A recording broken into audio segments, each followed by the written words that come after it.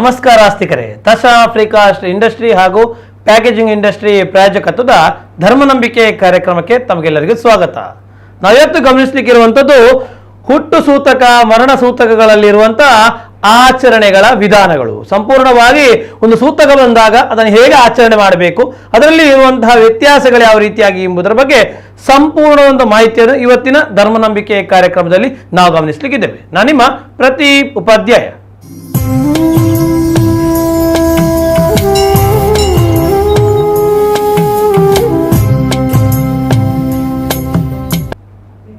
ಆಸ್ತಿಕರೇ, ಧರ್ಮನಂಬಿಕೆ ಕಾರ್ಯಕ್ರಮಕ್ಕೆ ತಮಗೆಲ್ಲರಿಗೂ ಸ್ವಾಗತ.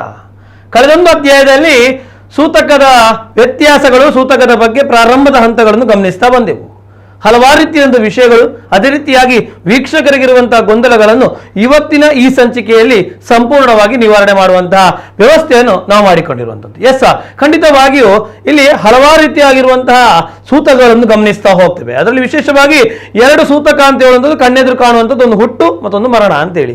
ಆ ಹುಟ್ಟು ಮರಣಗಳ ಸೂತಕಗಳ ಬಗ್ಗೆ, ಅದೇ ರೀತಿಯಾಗಿ ವ್ಯಕ್ತಿಗೆ ಬದಲಾವಣೆ ಇರುವಂಥದ್ದು, ಅದೇ ರೀತಿಯಾಗಿ ಗುರುಗಳು ಅಥವಾ ಸನ್ಯಾಸಿಗಳು ಅಂತ ಹೇಳಿ ಆದಾಗ ಅವರಿಗಿರುವಂತಹ ಆ ಒಂದು ಏನು ನಾವು ಕಾಣುವಂತಹ ಸೂತಕ ಇರ್ತಾ ಹೋಗ್ತವೆ, ಅದರಲ್ಲಿರುವಂತಹ ವ್ಯತ್ಯಾಸಗಳ ಬಗ್ಗೆಯೂ ಇವತ್ತಿನ ಈ ಸಂಚಿಕೆಯಲ್ಲಿ ಗಮನಿಸಲಿಕ್ಕಿದ್ದೇವೆ. ಇದರ ಬಗ್ಗೆ ಸಂಪೂರ್ಣವಾದಂತಹ ಮಾಹಿತಿಯನ್ನು ನಮಗೆ ನೀಡಲಿಕ್ಕಿರೋರು ಶ್ರೀಯುತ ವಿದ್ವಾನ್ ಶ್ರೀ ರಾಘವೇಂದ್ರ ಮುಟ್ಲುಪ್ಪಾಡಿ, ಜ್ಯೋತಿಷ್ಯರು ಮತ್ತು ಧಾರ್ಮಿಕ ಮಾರ್ಗದರ್ಶಕರು. ಬಹಳ ಸಂತೋಷದಿಂದ ಕಾರ್ಯಕ್ರಮಕ್ಕೆ ಸ್ವಾಗತ. ಸೂತಕ ಅಂತ ಹೇಳುವಂಥದ್ದನ್ನು ಗಮನಿಸ್ತಾ ಹೋದ ಹಾಗೆ ಅದರ ಅರ್ಥ ಏನು, ಸೂತಕ ಅಂದ್ರೆ ಹೇಳುವಂತಹ ವಿಷಯದ ಬಗ್ಗೆ ತಿಳಿಬೇಕು ಅಂತ ಹೇಳಿದ್ರೆ ಮೊದಲಾಗಿ ಅದರ ಹೆಸರಿನ ವಿಶಿಷ್ಟತೆಗಳು ತಿಳಿಬೇಕಾಗ್ತದೆ. ಸೂತಕ. ವ್ಯಾಸಾಯ ಭವನಾಶಾಯ ಶ್ರೀಶಾಯ ಗುಣರಾಶಿಯೇ ಹೃದಯಾಯ ಶುದ್ಧ ವಿದ್ಯಾಯ ಮಧ್ವಾಯ ಚ ನಮೋ ನಮಃ.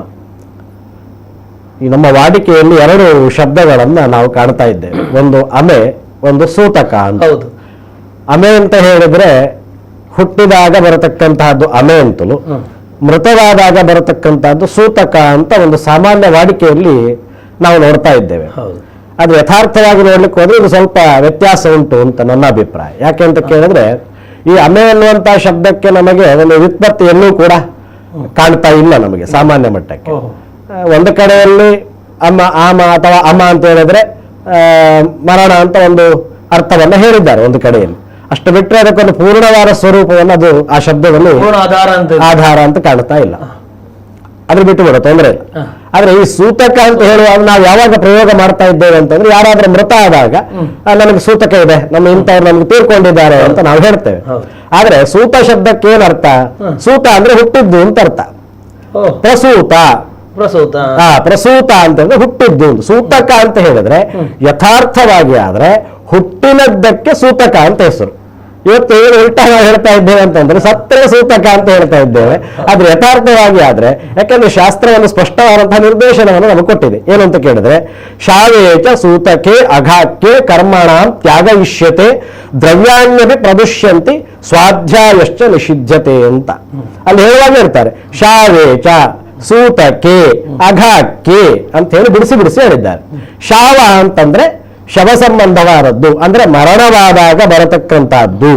ಸೂತಕೆ ಅಂದ್ರೆ ಪ್ರಸೂತವಾದಾಗ, ಅಂದ್ರೆ ಹುಟ್ಟಿದಾಗ ಬರತಕ್ಕಂತಹ ಅಘ, ಅದನ್ನ ಆಶೌಚ ಅಂತ ಹೇಳಿರುವಂತಹದ್ದು. ಹಾಗಾಗಿ ಈ ಸೂತಕ ಅಂತ ಹೇಳಲಿಕ್ಕೆ ನಮಗೆ ಯಥಾರ್ಥವಾದ ಅರ್ಥ ಮರಣವಾದಾಗ ಬರತಕ್ಕಂತಹದ್ದು ಸೂತಕ ಅಂತಲೂ, ಇನ್ನು ಜನನವಾದಾಗ ಬರತಕ್ಕಂತಹದ್ದು ಅದೊಂದು ಜನನಾಶೌಚ ಅಥವಾ ಅದನ್ನ ಮೃತಾಶೌಚ ಅಂತ ನಾವು ಈ ರೀತಿಯಾಗಿ ತಿಳ್ಕೊಳ್ಬಹುದು. ಈ ಶಬ್ದವನ್ನು ಪ್ರಯೋಗ ಮಾಡುವಾಗ ಸ್ವಲ್ಪ ವ್ಯತ್ಯಾಸ ಇದೆ, ಜನರು ಅದನ್ನು ಸರಿಪಡಿಸಿಕೊಳ್ಳೋದು ಉತ್ತಮ ಅಂತ ನನ್ನ ಅಭಿಪ್ರಾಯ. ಅದೇ ರೀತಿಯಾಗಿ ನಾವು ಗಮನಿಸಬೇಕಾಗ್ತದೆ. ಇದನ್ನು ಅಶುದ್ಧ ಅಂತ ಹೇಳಿ ಯಾಕೆ ಪರಿಗಣಿಸಬೇಕು ಅಂತೇಳಿ, ಯಾಕಂದ್ರೆ ಸೂತಕದ ಅಶೌಚಗಳು ಇರಬಹುದು, ಮರಣದ ಅಶೌಚ ಅಂದ್ರೆ ನಮ್ಮ ಜನ ಸಾಮಾನ್ಯವಾಗಿ ಕಾಣುವಂಥದ್ದು ಸೂತಕ ಅಂತ ಹೇಳಿ ಗಮನಿಸ್ತಾವೋ, ಇದನ್ನು ಅಶುದ್ಧ ಅಂತ ಹೇಳಿ ಯಾಕೆ ಪರಿಗಣಿಸ? ಯಾಕಂದ್ರೆ ಇದೆರಡು ಸ್ವಾಭಾವಿಕ, ಹುಟ್ಟಿದವನು ಸಾಯಲೇಬೇಕಾದಂತ ಪ್ರಸಂಗ. ಆದ್ರೆ ಇದೊಂದು ಅಶುದ್ಧ, ಅವನು ಎಲ್ಲಿ ಪ್ರವೇಶ ಆಗಬಾರ್ದು. ಯಾಕಿದು ನೀವೇ ಹೇಳಿದ್ರಿ ಅಶುದ್ಧ ಅಂತ ಅಲ್ವಾ? ಆ ಶಬ್ದವೇ ಇರುವುದು ಹಾಗೆ.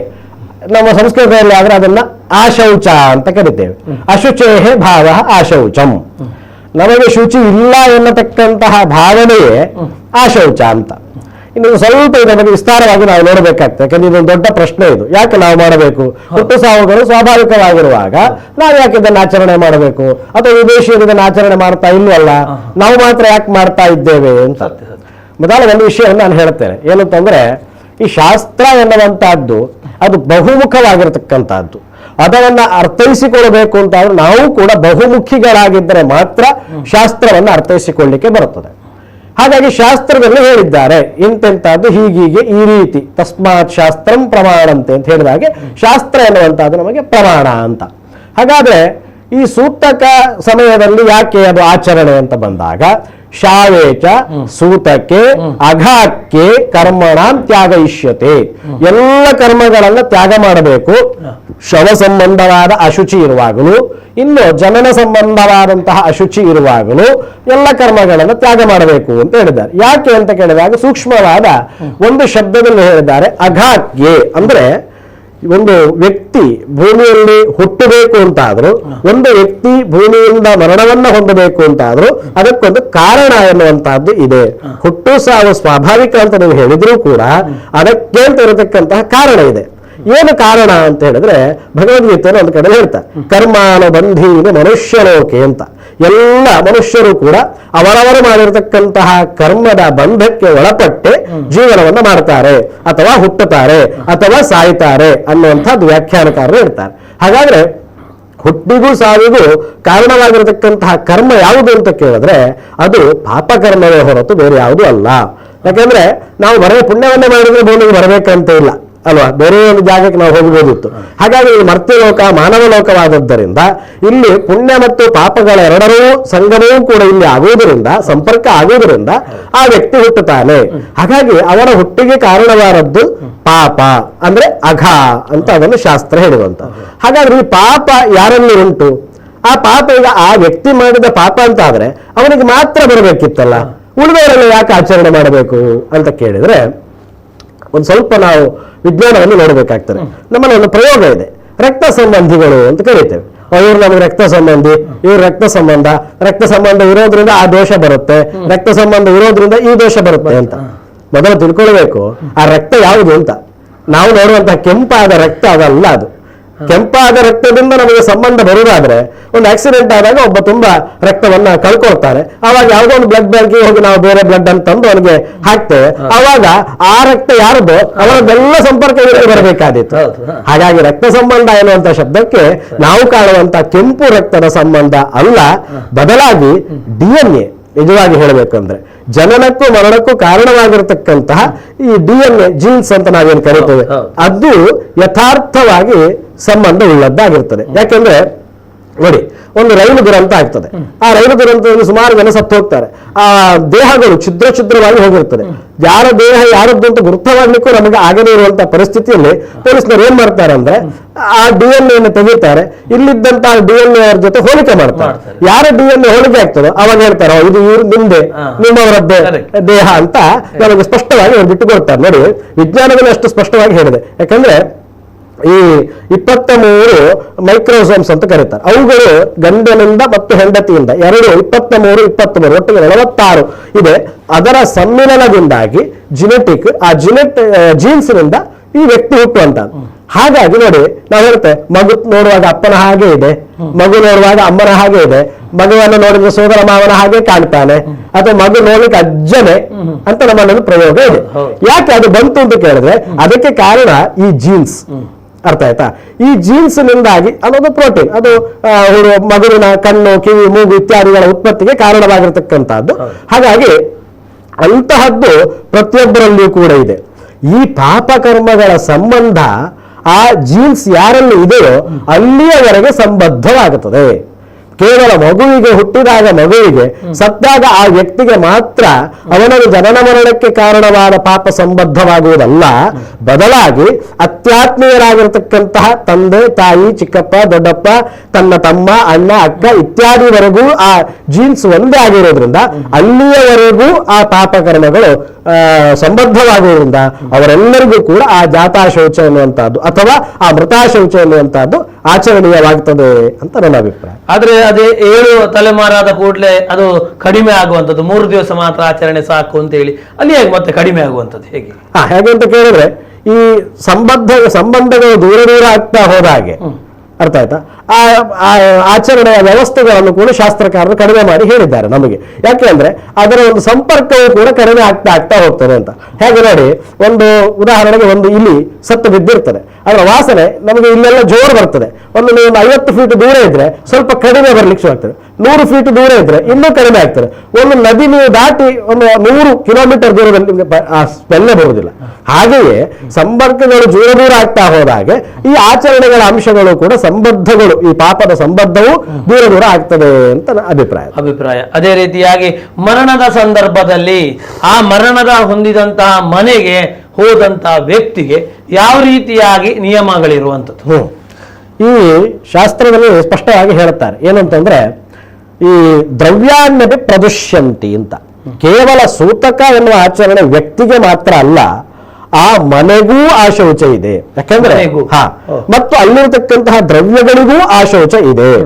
ಯಾಕಂದ್ರೆ ಈ ಆಶೌಚದಲ್ಲಿ ಎಷ್ಟು ರೀತಿಯಾದದ್ದು, ಒಂದು ಜನನಾಶೌಚ, ಒಂದು ಮರಣಾಶೌಚ, ಇನ್ನು ಕ್ರಮಾಶೌಚ, ಬಾಂಧವಿಕಾಶೌಚ, ಇನ್ನು ಸಂಪರ್ಕಾಶೌಚ, ಸನ್ನಿಪಾತಾಶೌಚ, ಸ್ರಾವಾಶೌಚ, ಪಾತಾಶೌಚ, ಪ್ರಸವಾಶೌಚ, ಇನ್ನು ಗ್ರಾಮಾಶೌಚ.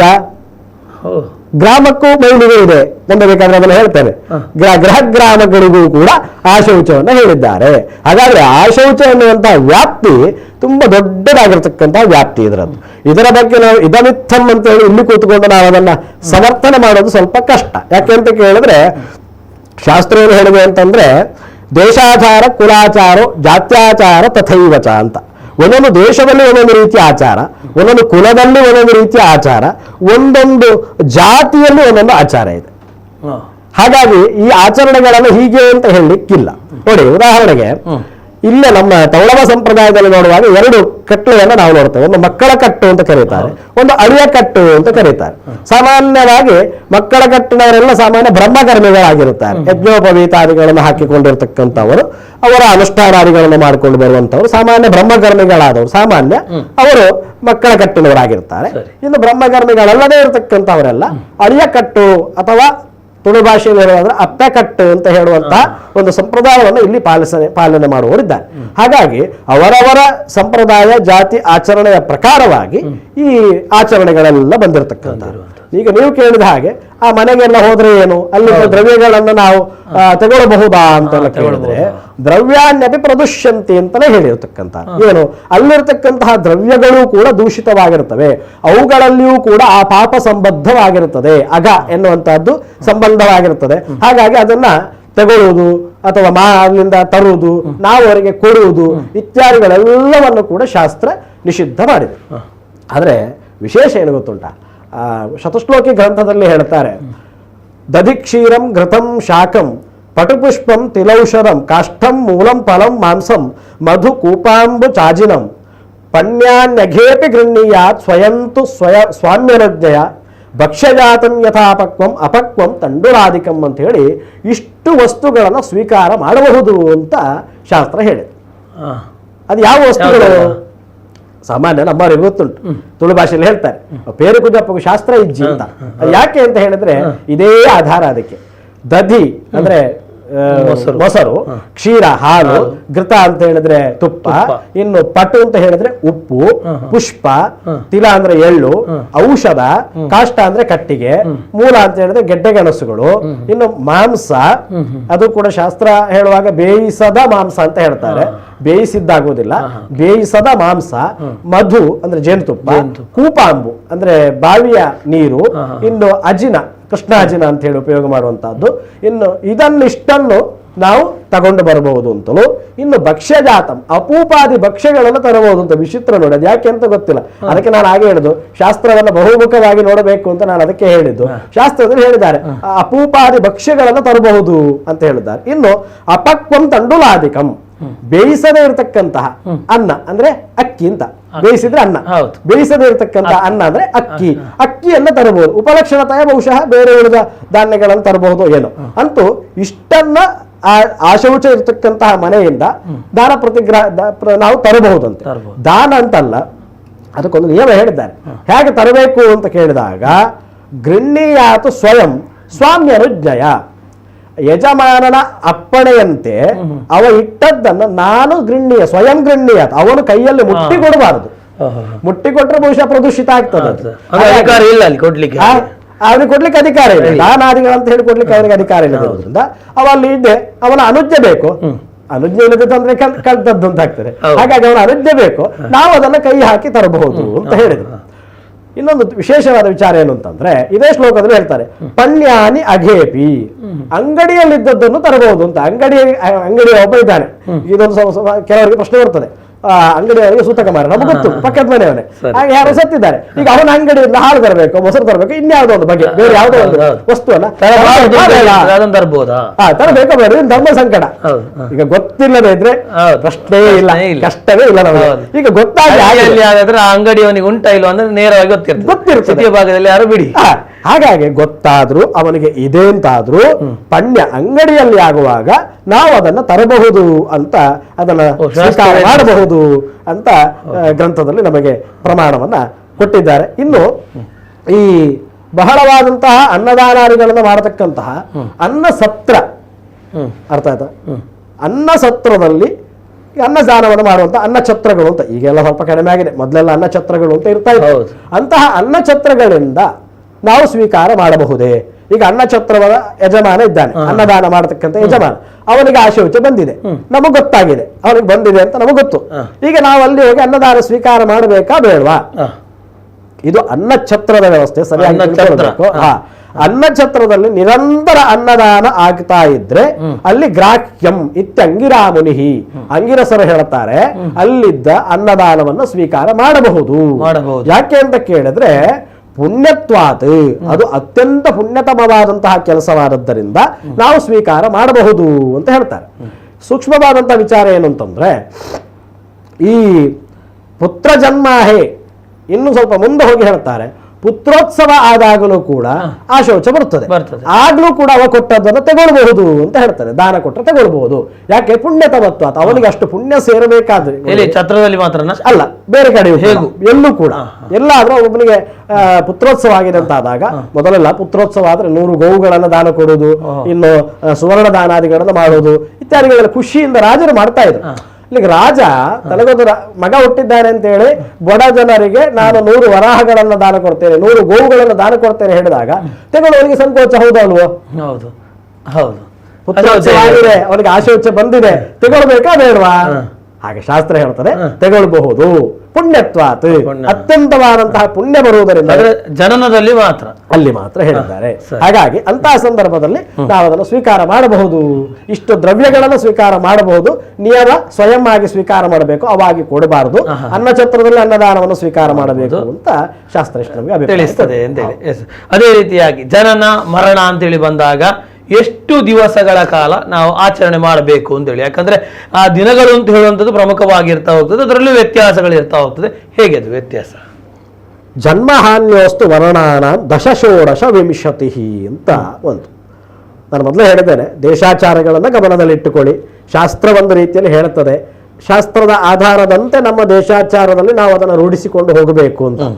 ಶಾಸ್ತ್ರ ಏನು ಹೇಳಿದೆ ಅಂತ ಹೇಳಿದ್ರೆ, ಜನ್ಮ ಹಾನ್ಯೋಸ್ತು, ಜನ್ಮವಾದಾಗಲೂ ಹಾನಿಯಾದಾಗಲೂ, ಹಾನಿ ಅಂದ್ರೆ ಮರಣ ಅಂತ ಅರ್ಥ, ಹಾನಿಯಾದಾಗಲೂ ವರ್ಣಾನ, ಈ ಬ್ರಾಹ್ಮಣ ಕ್ಷತ್ರಿಯ ವೈಶ್ಯ ಶೂದ್ರ ಎನ್ನತಕ್ಕಂಥ 4 ವರ್ಣಗಳು. ಈ ವರ್ಣಗಳಲ್ಲಿ ಬ್ರಾಹ್ಮಣ ವರ್ಣದವರಿಗೆ ದಶ ಅಂತಲೂ 10 ದಿನದ ಆಶೌಚ ಎಂತಲೂ, ಇನ್ನು ಕ್ಷತ್ರಿಯರಿಗೆ ಷೋಡಶ ಅಂದ್ರೆ 16 ದಿನದ ಆಶೌಚವೆಂತಲೂ, ಇನ್ನು ವೈಶ್ಯರಿಗಾಗುವಾಗ ವಿಂಶತಿ 20 ದಿನದ ಆಶೌಚ ಎಂತಲೂ ಹೇಳಿದ್ದಾರೆ. ಇನ್ನು ಮುಂದುವರೆಸಿ ಮಾಸಂ ಶೂದ್ರೇಚ ಶ್ರೂಯತೆ, ಇನ್ನು ಶೂದ್ರ ವರ್ಣದವರಿಗಾಗುವಾಗ ಅವರಿಗೆ ಮಾಸಂ 1 ತಿಂಗಳ ಆಶೌಚದ ಆಚರಣೆಯನ್ನ ಹೇಳಿದ್ದಾರೆ ಅಂತ.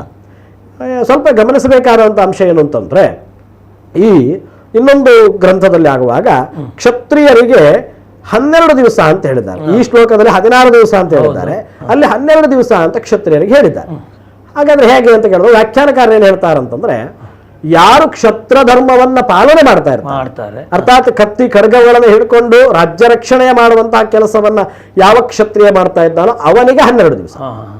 ಅರ್ಥ ಆಯ್ತಾ? ಸರಿ. ಉಳಿದವರಿಗೆ 16 ದಿವಸ. ಇನ್ನು ವೈಶ್ಯ ವ್ಯಾಪಾರ, ಅವ ಗೋರಕ್ಷಣೆಯನ್ನ ಮಾಡುವಂತಹದ್ದು, ಪ್ರಾಣಿ ರಕ್ಷಣೆಗಳನ್ನ ಯಾರು ವೈಶ್ಯ ಮಾಡ್ತಾ ಇದ್ದಾನೋ ಅವನಿಗೆ 15 ದಿವಸ, 15 ದಿನ ಅಂತ. ರಾತ್ರಿ ಒಂದು ದಿನ ಅಂತ ಆಗಬೇಕಾದ್ರೆ ಬೆಳಿಗ್ಗೆ ಮತ್ತು ರಾತ್ರಿ ಸೇರಿದ್ರೆ ದಿನ ಅಂತ, 15 ದಿನ ಅಂತ, ಇಲ್ಲದಿದ್ರೆ 20 ಅಂತ ಹೇಳಿದ್ದಾರೆ. ಹೀಗೆ ಒಂದು ವ್ಯವಸ್ಥೆಯನ್ನು ಶಾಸ್ತ್ರದಲ್ಲಿ ಹೇಳಿದ್ದಾರೆ. ಇನ್ನು ನಮ್ಮ ಒಂದು ತೌಳವದಲ್ಲಿ ನೋಡುವಾಗ ಇಲ್ಲಿ ಬ್ರಾಹ್ಮಣರು ಅಥವಾ ಬ್ರಹ್ಮಕರ್ಮಿಗಳು ಅಂತ ಯಾರೆಲ್ಲ ಇದ್ದಾರೋ ಅವರೆಲ್ಲ ದಶಾಹವನ್ನ ಸರಿಯಾಗಿ ಆಚರಣೆ ಮಾಡ್ತಾ ಇದ್ದಾರೆ. ಅಂದ್ರೆ 10 ದಿನದ ಆಶೌಚ, 10 ದಿನ ರಾತ್ರಿ ಒಂದು ದಿನ ಅಂತ ಆಗಬೇಕಾದ್ರೆ ಸಾವನಂ ದಿನ, ಸೂರ್ಯೋದಯಾದಿ ಸೂರ್ಯಾಂತ, ಸೂರ್ಯ ಉದಯದಿಂದ ಇನ್ನೊಂದು ಸೂರ್ಯೋದಯಾದಿ ಸೂರ್ಯಾಂತ, ಸಾವನಂ ದಿನ ಮುಚ್ಚತೆ ಅಂತ ಶಾಸ್ತ್ರ ಹೇಳುವಂತಹದ್ದು. ಒಂದು ದಿನ ಡೇಟ್ ಪ್ರಕಾರ, ಕ್ಯಾಲೆಂಡರ್ ಪ್ರಕಾರ ನೋಡ್ಲಿಕ್ಕೆ ಆಗುದಿಲ್ಲ. ಅರ್ಥ ಆಯ್ತಾ? ಸೂರ್ಯೋದಯಾದಿ ಸೂರ್ಯೋದಯ, ಒಂದು ಸೂರ್ಯೋದಯದಿಂದ ಮತ್ತೊಂದು ಸೂರ್ಯೋದಯವರೆಗೆ ಅದನ್ನು ಸಾವನಂ ದಿನ ಮುಚ್ಚತೆ, ರವಿಯ ಒಂದು ದಿನ ಅಂತ ಹೇಳಿದ್ದಾರೆ. ಹಾಗಾಗಿ 15 ದಿನ ಅಂತ ಆಗಬೇಕಾದ್ರೆ 15ನೆಯ ದಿನದ ರಾತ್ರಿ ಕಳೆಯಬೇಕು. 16 ದಿನ ಅಂತ ಆಗಬೇಕಾದ್ರೆ 16 ದಿನದ ರಾತ್ರಿ ಕಳೆದು 17ನೆಯ ದಿವಸದ ಬೆಳಗ್ಗೆಗೆ ಅವನಿಗೆ ಶುದ್ಧವಾಗುವಂತಹದ್ದು. ಇನ್ನು ದಶದಿನದಲ್ಲಿ ಆಗುವಾಗ 10 ರಾತ್ರಿಗಳು ಕಳೆದು 11ನೇ ದಿವಸದ ಬೆಳಿಗ್ಗೆ ಅವನಿಗೆ ಶುದ್ಧಿ ಆಗ್ತದೆ. ಸ್ವಲ್ಪ ಕರ್ತೃ ವ್ಯತ್ಯಾಸ, ಕರ್ತೃವಿಗೆ ಆಗುವಾಗ 11 ರಾತ್ರಿ ಕಳೆದು 12ನೇ ದಿವಸ ಸ್ವಪಿಂಡೀಕರಣ ಶ್ರಾದ್ದಗಳು ಆದ ನಂತರ, ಮಂಗಲ ಪುಣ್ಯಾಹಗಳು ಆದ ನಂತರ ಕರ್ತೃವಿಗೆ ಶುದ್ಧ ಆಗ್ತಾರೆ. ಯಾಕೆ ಕೇಳಿದ್ರೆ ಕರ್ತೃವಿಗೆ ಆಶೌಚ ಜಾಸ್ತಿ ಇರುವುದರಿಂದ ಅಷ್ಟು ಪ್ರಕ್ರಿಯೆಗಳನ್ನು ಹೇಳಿದ್ದಾರೆ. ಇಲ್ಲಿರ್ತಕ್ಕಂತಹ ಎಲ್ಲ ಗುರು ಲಾಘವಗಳು ಅಂದ್ರೆ ಹೆಚ್ಚು ಮತ್ತು ಕಮ್ಮಿ ಅನ್ನತಕ್ಕಂಥ ವಿಚಾರ ಶಾಸ್ತ್ರ ಬಹುಮುಖವಾಗಿರುವುದರಿಂದ ಕೆಲವು ಸಂದರ್ಭಗಳಲ್ಲಿ ಮಾನವೀಯ ದೃಷ್ಟಿಯನ್ನು ಅನುಸರಿಸಿಕೊಂಡಿದೆ, ಕೆಲವು ಸಂದರ್ಭಗಳಲ್ಲಿ ಕಾಯಿಕ, ವಾಚಿಕ, ಮಾನಸಿಕ ಅನುಕೂಲಗಳನ್ನ ಅನುಸರಣೆ ಮಾಡಿಕೊಂಡು ಶಾಸ್ತ್ರ ನಿರ್ಣಯ ಮಾಡಲ್ಪಟ್ಟಂತ. ಇಲ್ಲಿಗ ಕೆಲವು ಕಡೆ ಒಂದು ವ್ಯತ್ಯಾಸವನ್ನು ನಾವು ಕಾಣ್ತಾ ಇದ್ದೇವೆ. 16 ದಿನದ ಆಶೌಚವನ್ನು ಆಚರಣೆ ಮಾಡತಕ್ಕಂಥವರು 16ನೇ ದಿವಸದಲ್ಲಿಯೇ ದೇವಸ್ಥಾನಕ್ಕೆಲ್ಲ ಹೋಗುವುದನ್ನು ನಾವು ಕಾಣ್ತಾ ಇದ್ದೇವೆ. ಯಾಕೋ ಇದು ಸ್ವಲ್ಪ ಸರಿ ಅಲ್ಲ ಅಂತ ನನ್ನ ಅಭಿಪ್ರಾಯ. ಯಾಕೆಂತ ಕೇಳಿದ್ರೆ 16 ರಾತ್ರಿ ಕಳೆದರೆ ಮಾತ್ರ ಅವರಿಗೆ ಶುದ್ಧಿ ಆಗುವುದರಿಂದ 16ನೆಯ ದಿವಸವೇ ದೇವಸ್ಥಾನಕ್ಕೆ ಪ್ರವೇಶ ಮಾಡುವಂತಹದ್ದು ಅಥವಾ ಅಲ್ಲಿ ಕೆಲವು ಆಚರಣೆಗಳನ್ನ ಮಾಡುವಂತಹದ್ದು ಎಷ್ಟರ ಮಟ್ಟಿಗೆ ಸರಿ ಅಂತ ಹೇಳಿ ಸ್ವಲ್ಪ ತಿಳಿದವರು ಇನ್ನಷ್ಟು ವಿಚಾರವನ್ನು ವಿಮರ್ಶೆ ಮಾಡಬಹುದು ಅಂತ ನನ್ನ ಅಭಿಪ್ರಾಯ. ಯಾಕಂದ್ರೆ ವೈಕುಂಠ ಸಮಾರಾಧನೆ 16ನೇ ದಿವಸ ದೇವಸ್ಥಾನದಲ್ಲಿ ಮಾಡ್ತಾ ಇದ್ದಾರೆ. ಕೇಳ್ತಾರೆ ನಮಗೆ 13ನೇ ದಿವಸಕ್ಕೆ ಶುದ್ಧ ಆಯ್ತು ಅಂತ ಹೇಳ್ತಾರೆ. 13ನೇ ದಿವಸ ಒಂದು ಶುದ್ಧಿ ಪ್ರಕ್ರಿಯೆಯೇ ಬೇರೆ, 16 ದಿವಸದ ಪರ್ಯಂತರವಾದ ಶುದ್ಧಿ ಪ್ರಕ್ರಿಯೆಯೇ ಬೇರೆ. ಯಾಕೆ ಅಂತ ಕೇಳಿದ್ರೆ 16ನೇ ದಿವಸ ದೈವನ ಮನೆಯಲ್ಲಿ ಹೋಗಿ ರಾತ್ರಿ ಮಾಡತಕ್ಕಂತಹ ಕೆಲವು ಆಚರಣೆಗಳನ್ನು ಮಾಡಿದಾಗ ಮಾತ್ರ ಆ ವ್ಯಕ್ತಿಗೆ ಸಂಪೂರ್ಣವಾದ ಶುದ್ಧಿ ಆಗಲಿಕ್ಕೆ ಸಾಧ್ಯ. ಹೊರತು 16ನೆಯ ದಿವಸ ಬೆಳಿಗ್ಗೆಯೇ ಅವನಿಗೆ ಪೂರ್ಣವಾದ ಶುದ್ಧಿ ಆಗ್ಲಿಕ್ಕಿಲ್ಲ ಅಂತ ನನ್ನ ಅಭಿಪ್ರಾಯ. ಅದೇ ರೀತಿಯಾಗಿ ಮತ್ತೊಂದು ವಿಶೇಷವಾಗಿರೋದು ಏನಂತ ಹೇಳಿದ್ರೆ, ಇಲ್ಲಿ ಸನ್ಯಾಸಿಗಳು, ಸಂತರಾದವರು ಅಂತ ಹೇಳುವಂತ ಇರ್ತಾ ಹೋಗ್ತಾರೆ. ಅವರಿಗೆ ಈ ಒಂದು ಆಶೌಚ ಕ್ರಮ ಹೇಗೆ? ಶಾಸ್ತ್ರ ಏನು ಹೇಳಿದೆ ಅಂತಂದ್ರೆ, ಈ ಜೀವಶ್ರಾದ್ಧೆ ಭವೇತ್ ಸ್ವಸ್ಯ ದಶಾಹಾನ್ ನೇತರೇಶ್ವಘಂ ಅಂತ ಒಂದು ಮಾತಿದೆ. ಈ ಸನ್ಯಾಸಿಗಳು ಏನು ಮಾಡ್ತಾರೆ ಅಂತಂದ್ರೆ, ಸರ್ವಸಂಘ ಪರಿತ್ಯಾಗಿಗಳಾಗಿ ಬರುವಾಗ ತಮ್ಮೆಲ್ಲ ಸಂಬಂಧಗಳನ್ನು ಕಳೆದುಕೊಂಡು ಬಂದಿರ್ತಾರೆ. ಅದಕ್ಕೆ ಅವರು ಬರುವಾಗಲೇ ಆತ್ಮಶ್ರಾದ್ದಾದಿಗಳನ್ನು ಮಾಡಿಕೊಂಡು ಅಥವಾ ಜೀವಶ್ರಾದ್ದ ಅಂತ ಅದನ್ನು ಕರೀತಾರೆ, ಅದನ್ನ ಮಾಡಿಕೊಂಡು ಅವರು ಬಂದಿರುವುದರಿಂದಾಗಿ ಅವರಿಗೆ ಯಾವುದೇ ರೀತಿಯಾಗಿರತಕ್ಕಂತಹ ಸಂಬಂಧಗಳು ಅವರಿಗೆ ಕೌಟುಂಬಿಕವಾಗಿ ಅವರಿಗೆ ಇರುವುದಿಲ್ಲ. ಹಾಗಾಗಿ ಅವರಿಗೆ ಯಾವುದೇ ರೀತಿಯಾದಂತಹ ಆಶೌಚದ ಆಚರಣೆಗಳು ಇಲ್ಲ ಅಂತ ಒಂದು ಅಭಿಪ್ರಾಯ. ಇನ್ನು ಸಾಮಾನ್ಯವಾಗಿ ಈ ಒಂದು ಕಡೆಯಲ್ಲಿ ಹೇಳ್ತಾರೆ, ಸ್ನಾನ ಮಾತ್ರದಿಂದ, ಈಗ ಸನ್ಯಾಸಿಗಳ ಯಾರು ಬಂಧುಗಳಿದ್ದಾರೆ, ಅತ್ಯಾತ್ಮೀಯರಿದ್ದಾರೆ, ಅವರಿಗೆ ಸ್ನಾನ ಮಾತ್ರದಿಂದ, ಅವರ ಮರಣದಲ್ಲಿ ಸನ್ಯಾಸಿಗಳಿಗೆ ಕೇವಲ ಸ್ನಾನ ಮಾತ್ರದಿಂದ ಶುದ್ಧಿ ಅಂತ ಒಂದು ಇದೆ. ಆದರೆ ನನ್ನ ಅಭಿಪ್ರಾಯ ಪ್ರಕಾರ ಬಹುಶಃ ಅಂತ ಆಚರಣೆ ಇಲ್ಲಿ ಇಲ್ಲ. ಅಂದ್ರೆ ಕೇವಲ ಸನ್ಯಾಸಿಗಳ ತೀರಿಕೊಂಡ್ರೆ ಅವರ ಬಂಧುಗಳು ಯಾರು ಯಾವುದೇ ರೀತಿಯಾದಂತಹ ಆಚರಣೆಗಳನ್ನ ಮಾಡುವಂತಹದ್ದನ್ನ ನಾವು ಕಾಣ್ತಾ ಇಲ್ಲ. ಬದಲಾಗಿ ಸನ್ಯಾಸಿಗಳ ಮಾತೃಶ್ರೀಯವರಿಗೆ ಸನ್ಯಾಸಿಗಳು ನಮಸ್ಕಾರ ಮಾಡುವಂತಹ ಒಂದು ಪದ್ಧತಿ ಇದೆ.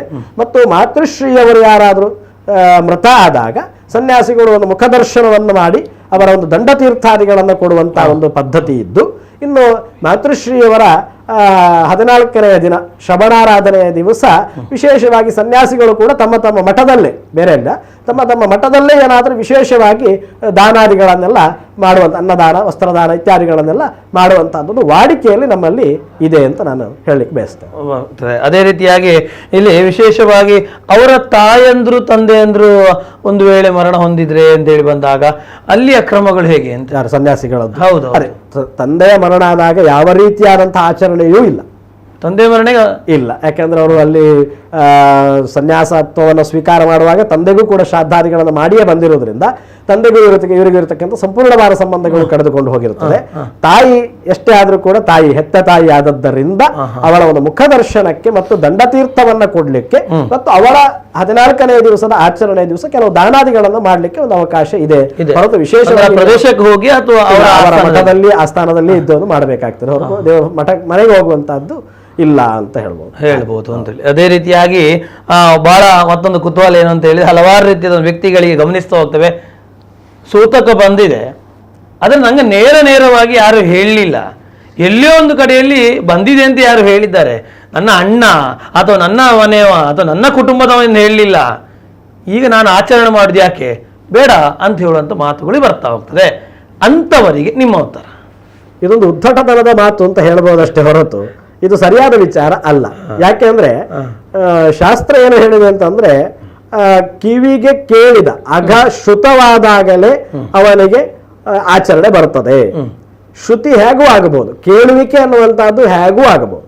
ಈಗ ಒಂದು ಕಾಲದಲ್ಲಿ ನಮ್ಮ ಹತ್ರ ಮೊಬೈಲ್ ಅಥವಾ ಇತ್ಯಾದಿ ಇಲ್ಲದೇ ಇರತಕ್ಕಂತಹ ಕಾಲದಲ್ಲಿ ಬಂದು ಹೇಳ್ತಾ ಇದ್ರು, ನಿಮ್ಮಂಥವ್ರು ಇವರಿಗೆ ಹೀಗಾಗಿದೆ, ಇವರ ಮರಣ ಆಗಿದೆ, ಇವರ ಜನನ ಆಗಿದೆ ಅಂತ ಹೇಳಿ ಬಂದು ಹೇಳುವಂತಹದ್ದು ಆ ಕಾಲದಲ್ಲಿ ಇತ್ತು, ಅದು ಸರಿ.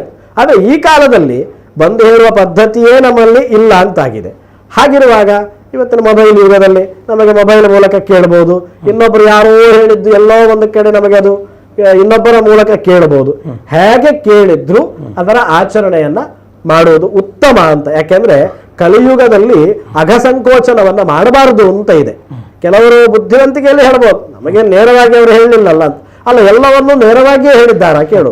ಯಾಕೆಂದ್ರೆ ತಸ್ಮಾಶಾಸ್ತ್ರಂ ಪ್ರಮಾಣ, ಶಾಸ್ತ್ರ ಪ್ರಮಾಣ ಇದೆ, ಕೇಳಿದ್ರೆ ಮಾಡಬೇಕು ಅಂತ ಪ್ರಮಾಣ ಇದೆ. ಈಗ ನಮಗೆ ಒಂದು ಕಡೆ ಹೇಳ್ತಾರೆ ನೋಡಿ, ಆರೋಗ್ಯಂ ಭಾಸ್ಕರಾದಿಚ್ಛೇತ್ ಅಂತ ಇದೆ. ನಿಮಗೆ ಆರೋಗ್ಯ ಬರಬೇಕು ಅಂತ ಆದ್ರೆ ರವಿಗ್ರಹಣ ಕುರಿತಾಗಿ ಜಪ ಮಾಡಿ ಹೋಮ ಮಾಡಿ ಅಂತ ಹೇಳಿದ್ದಾರೆ. ಹೇಳಿದ್ಯಾರು?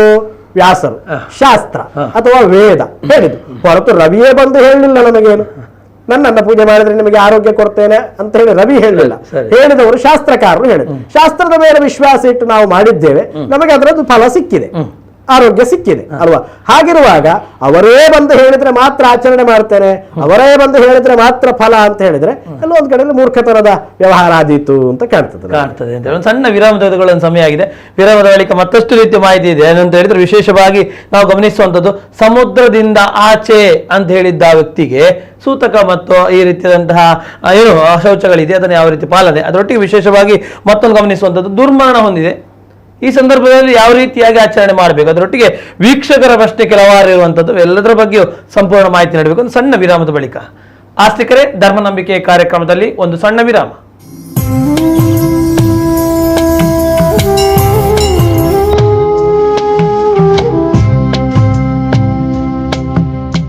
ತಶಾ ಪ್ಯಾಕೇಜಿಂಗ್ ಇಂಡಸ್ಟ್ರೀಸ್ 60 GSM ಮೇಲ್ಪಟ್ಟ ಫ್ಯಾಬ್ರಿಕ್ನಿಂದ ತಯಾರಿಸಲ್ಪಟ್ಟ disposable carry bags, shopping bags, laundry bags, shoe bags, disposable bed cover ಲಭ್ಯ.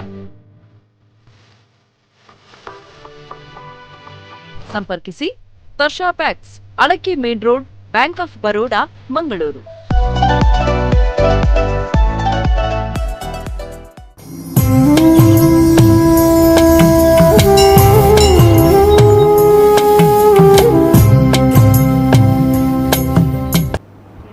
ವಿರಾಮದ ಬಳಿಕ ಧರ್ಮ ನಂಬಿಕೆ ಕಾರ್ಯಕ್ರಮಕ್ಕೆ ತಮಗೆಲ್ಲರಿಗೂ ಸ್ವಾಗತ. ಸೂತಕದಲ್ಲಿ ಆ ಶೌಚದಲ್ಲಿ ಯಾವ ರೀತಿಯಾಗಿ ಆಚರಣೆಗಳು ಇರ್ತದೆ ಎಂಬುದರ ಬಗ್ಗೆ ನಾವು ಮಾತಾಡ್ತಾ ಬರ್ತಿದ್ದೆವು. ವಿಶೇಷವಾಗಿ ಒಂದು ಗೃಹ, ಅದೇ ರೀತಿಯಾಗಿ ಒಂದು ದೇವಾಲಯ, ಒಂದು ಗ್ರಾಮ ಅಂತ ಹೇಳಿದಾಗ ಅಲ್ಲಿ ಯಾವ ರೀತಿಯಾಗಿರುವಂತಹ ವ್ಯತ್ಯಾಸಗಳು, ಯಾವ ರೀತಿಯಾದಂತಹ ವಿಭಿನ್ನತೆಗಳನ್ನು ಸೂತಕದಲ್ಲಿ ಗಮನಿಸ್ತೇವೆ. ಆಚಾರ್ಯ ತಿಳಿಸ್ತಾರೆ. ಗೃಹಗ್ರಾಮಾದ್ಯ ಶೌಚ ಅಂತ ಒಂದು ಪ್ರಕರಣವೇ ಇದೆ. ಅಂದ್ರೆ ಕೇವಲ ಯಾರೋ ಒಂದು ಸತ್ತಾಗ ಕರ್ತೃವಿಗೆ ಮಾತ್ರ ಸೂತಕ ಅಲ್ಲ, ಅವನ ಮನೆಗೂ ಸೂತಕ ಇದೆ, ಅವನ ಮನೆಯಲ್ಲಿರ್ತಕ್ಕಂತಹ ದ್ರವ್ಯಗಳಿಗೂ ಸೂತಕ ಎನ್ನುವಂತಹದ್ದು ಇದೆ ಅಂತ ನಾನು ಆವಾಗಲೇ ಹೇಳಿದಾಗ ಸೂತಕ ಅಥವಾ ಮೃತಕ ಗೊತ್ತಾಯ್ತಾ. ಸೂತಕ ಅಂದ್ರೆ ಹುಟ್ಟಿದಾಗ ಬಂದದ್ದು, ಮೃತಕ ಅಂತಂದ್ರೆ ಸತ್ತಾಗ. ಎರಡೂ ಸಂದರ್ಭದಲ್ಲಿಯೂ ಮನೆಗೂ ಇದೆ, ವ್ಯಕ್ತಿಗೂ ಇದೆ, ಅಲ್ಲಿರ್ತಕ್ಕಂತಹ ದ್ರವ್ಯಗಳಿಗೂ ಸೂತಕ ಮೃತಕಗಳು ಬಾಧಿಸ್ತದೆ. ಹಾಗೆ ಗ್ರಾಮಕ್ಕೂ ಬಾಧಿಸುವಂತಹದ್ದು ಉಂಟು.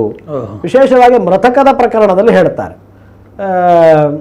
ಒಂದು ಗ್ರಾಮದಲ್ಲಿ ಸ್ವಜಾತೀಯರು ಯಾರಾದರೂ ಮರಣವನ್ನ ಹೊಂದಿದ್ದರೆ ಅವರ ಶವ ದಹನ ಪರ್ಯಂತವಾಗಿ ಆ ಗ್ರಾಮಕ್ಕೆ ಆ ಶೌಚ ಉಂಟು ಅಂತ.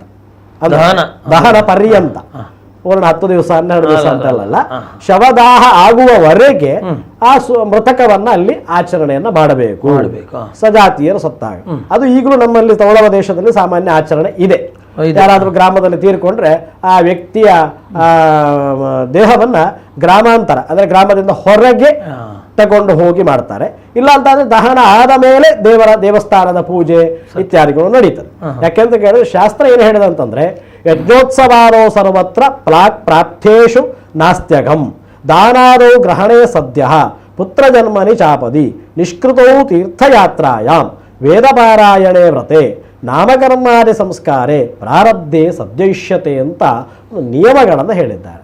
ಯಾಕಂದ್ರೆ ನಾನು ಅವಾಗಲೇ ಹೇಳಿದೆ, ಶಾಸ್ತ್ರದಲ್ಲಿ ಹೇಳುವಂತಹ ನಿಯಮಗಳು ಕೆಲವು ನಮ್ಮ ಅನುಕೂಲಕ್ಕೂ ಆಗಿರುವುದಕ್ಕಂತ, ಅಥವಾ ಕೆಲವು ದ್ರವ್ಯಗಳ ವ್ಯತ್ಯಾಸ ಆಗಬಾರದು, ಕೆಲವು ವ್ಯಕ್ತಿಗಳ ಮಾನ ಮರ್ಯಾದೆಗಳು ಹೋಗಬಾರದು, ಕೆಲವು ಸ್ಥಿತಿಯಲ್ಲಿ ಮನೋಕ್ಷೋಭೆಗೆ ಒಳಗಾಗಬಾರದು ಅನ್ನತಕ್ಕಂತಹ ದೃಷ್ಟಿಯಲ್ಲಿಯೂ ಕೆಲವು ಆಚರಣೆಗಳನ್ನು ಹೇಳಿದ್ದಾರೆ. ಈಗ ಯಜ್ಞೋತ್ಸವಾರವು ಸರ್ವತ್ತ, ಈ ಯಜ್ಞ ಅಂದ್ರೆ ಒಬ್ಬ ಯಜ್ಞ ದೀಕ್ಷಿತನಾಗಿ ಒಬ್ಬ ಕೂತುಕೊಂಡಿದ್ದಾನೆ, ಸಂಕಲ್ಪ ಮಾಡಿ ಕೂತಿದ್ದಾನೆ. ಅವನಿಗೆ ಯಾರೋ ಬಂದು ಹೇಳ್ತಾರೆ, ನಿನಗೆ ಮೃತಕ ಬಂದಿದೆ, ನಿನಗೆ ಸೂತಕ ಬಂದಿದೆ ಅಂತ ಹೇಳಿದ್ರೆ ಅವ ಏನು ಮಾಡಬೇಕು? ಯಜ್ಞವನ್ನು ಬಿಟ್ಟು ಹೇಳಬೇಕಾ ಅಂತ ಕೇಳಿದ್ರೆ ಇಲ್ಲ, ಅದನ್ನ ಪೂರ್ಣವಾಗಿ ಅವನು ಮುಗಿಸಿಯೇ ಆ ನಂತರದ ಆಚರಣೆಗಳನ್ನು ಅವನು ಮಾಡಬೇಕು ಅಂತ. ಇನ್ನು ಪುತ್ರ ಜನ್ಮನೆ, ಮಗು ಹುಟ್ಟಿದಾಗ ಸದ್ಯ ದಾನಾದಿಗಳನ್ನ ಕೊಡಬೇಕು, ಅಲ್ಲಿ ಅವನಿಗೆ ಆಚರಣೆ ಇಲ್ಲ ಅಲ್ಲ. ಅವನು ಸೂತಕದಲ್ಲಿ ನಾನು ಅವಾಗಲೇ ಹೇಳಿದೆ, ರಾಜನಿಗೆ ಮಗ ಆದಾಗ ಹ್ಯಾಕೆ ಕೊಡುದು? ಇಲ್ಲ, ಅದು ಕೂಡಲೇ ಕೊಡಬೇಕು, ಅದಕ್ಕೇನಿದಿಲ್ಲ, ಕೊಡಬೇಕು ಅಂತ ಹೇಳ್ತಾರೆ ಜನನದಲ್ಲಿ ಒಂದು. ಇನ್ನು ತೀರ್ಥಯಾತ್ರಾಯಾಮ್, ತೀರ್ಥಯಾತ್ರೆಗೆ ಒಬ್ಬ ಹೊರಟಿದ್ದಾನೆ, ಹೊರಟ ಮೇಲೆ ಅವನಿಗೆ ಗೊತ್ತಾಯ್ತು ನಿನಗೆ ಮೃತಃ ಶೌಚ ಜಾತಃ ಶೌಚ ಅಂತ. ಅವನ ಆಚರಣೆ ಮಾಡಬೇಕಂತಿಲ್ಲ, ಅವನು ಯಾತ್ರೆಯನ್ನು ಪೂರ್ಣಗೊಳಿಸಿ ಬಂದ ನಂತರ ಅವನ ಆಚರಣೆಯನ್ನು ಮುಂದುವರಿಸಿಕೊಂಡು ಹೋಗಬೇಕು ಅಂತ ಹೇಳುವಂತ. ಇನ್ನು ನಾಮಕರ್ಮಾದಿ ಸಂಸ್ಕಾರ, ಕೆಲವು ಸಂಸ್ಕಾರಗಳನ್ನು ನಾಮಕರ್ಮ ಅಂತ ಹೇಳಿದ್ದಾರೆ, ಉಪಲಕ್ಷಣತೆಯ ವಿವಾಹ ಇತ್ಯಾದಿಗಳನ್ನೆಲ್ಲ ನಾಂದಿ ಶ್ರಾದ್ದಾದಿಗಳನ್ನೆಲ್ಲ ಮಾಡಿದ ನಂತರ ಏನಾದ್ರೂ ಅವರಿಗೆ ಬಂದರೆ ಆ ಕರ್ಮದ ಅಂತ್ಯದವರೆಗೆ, ಅಂತೆಲ್ಲ ಕರ್ಮಾಂತ್ಯದಲ್ಲಿ ಊಟ ಭೋಜನ ಎಲ್ಲ ಇರ್ತದೆ, ಅದಕ್ಕೆಲ್ಲ ಆಗುದಿಲ್ಲ. ಕರ್ಮಾಂತ್ಯ ಉಪನಯದಲ್ಲಿ ಮೇಧಾಧಾರಣದ ಪರ್ಯಂತರವಾಗಿ, ನಾಮಕರಣದಲ್ಲಿ ನಾಮಕರಣ ಪರ್ಯಂತವಾಗಿ ಅವರಿಗೆ ಯಾವುದೇ ಆಶೌಚಗಳು ಬಾಧಿಸುವುದಿಲ್ಲ ಅಂತ ಹೇಳುವಂತಹದ್ದು. ಇನ್ನು ದೇವಸ್ಥಾನದ ಪೂಜೆ ಅಥವಾ ದೇವಸ್ಥಾನದಲ್ಲಿ ಒಂದು ಬ್ರಹ್ಮಕಲಶೋತ್ಸವ ಆಗ್ತಾ ಇರ್ತದೆ, ಒಂದು 3 ದಿವಸದ ಕಾರ್ಯಕ್ರಮ ಇರ್ತದೆ, ಮಧ್ಯದಲ್ಲಿ ಒಂದು ಯಾರದೋ ಮರಣ ಆಯ್ತು ಗ್ರಾಮದಲ್ಲಿ, ಆವಾಗ ಹೇಗೆ ಮಾಡುದು ಇದನ್ನ ಅಂತ ಕೇಳಿದ್ರೆ, ಪೂಜಾವಿದವು ಮೃತೌ ಶೇಷಂ ತಂತ್ರೇಣೈವ ಸಮಾಚರೇತ್.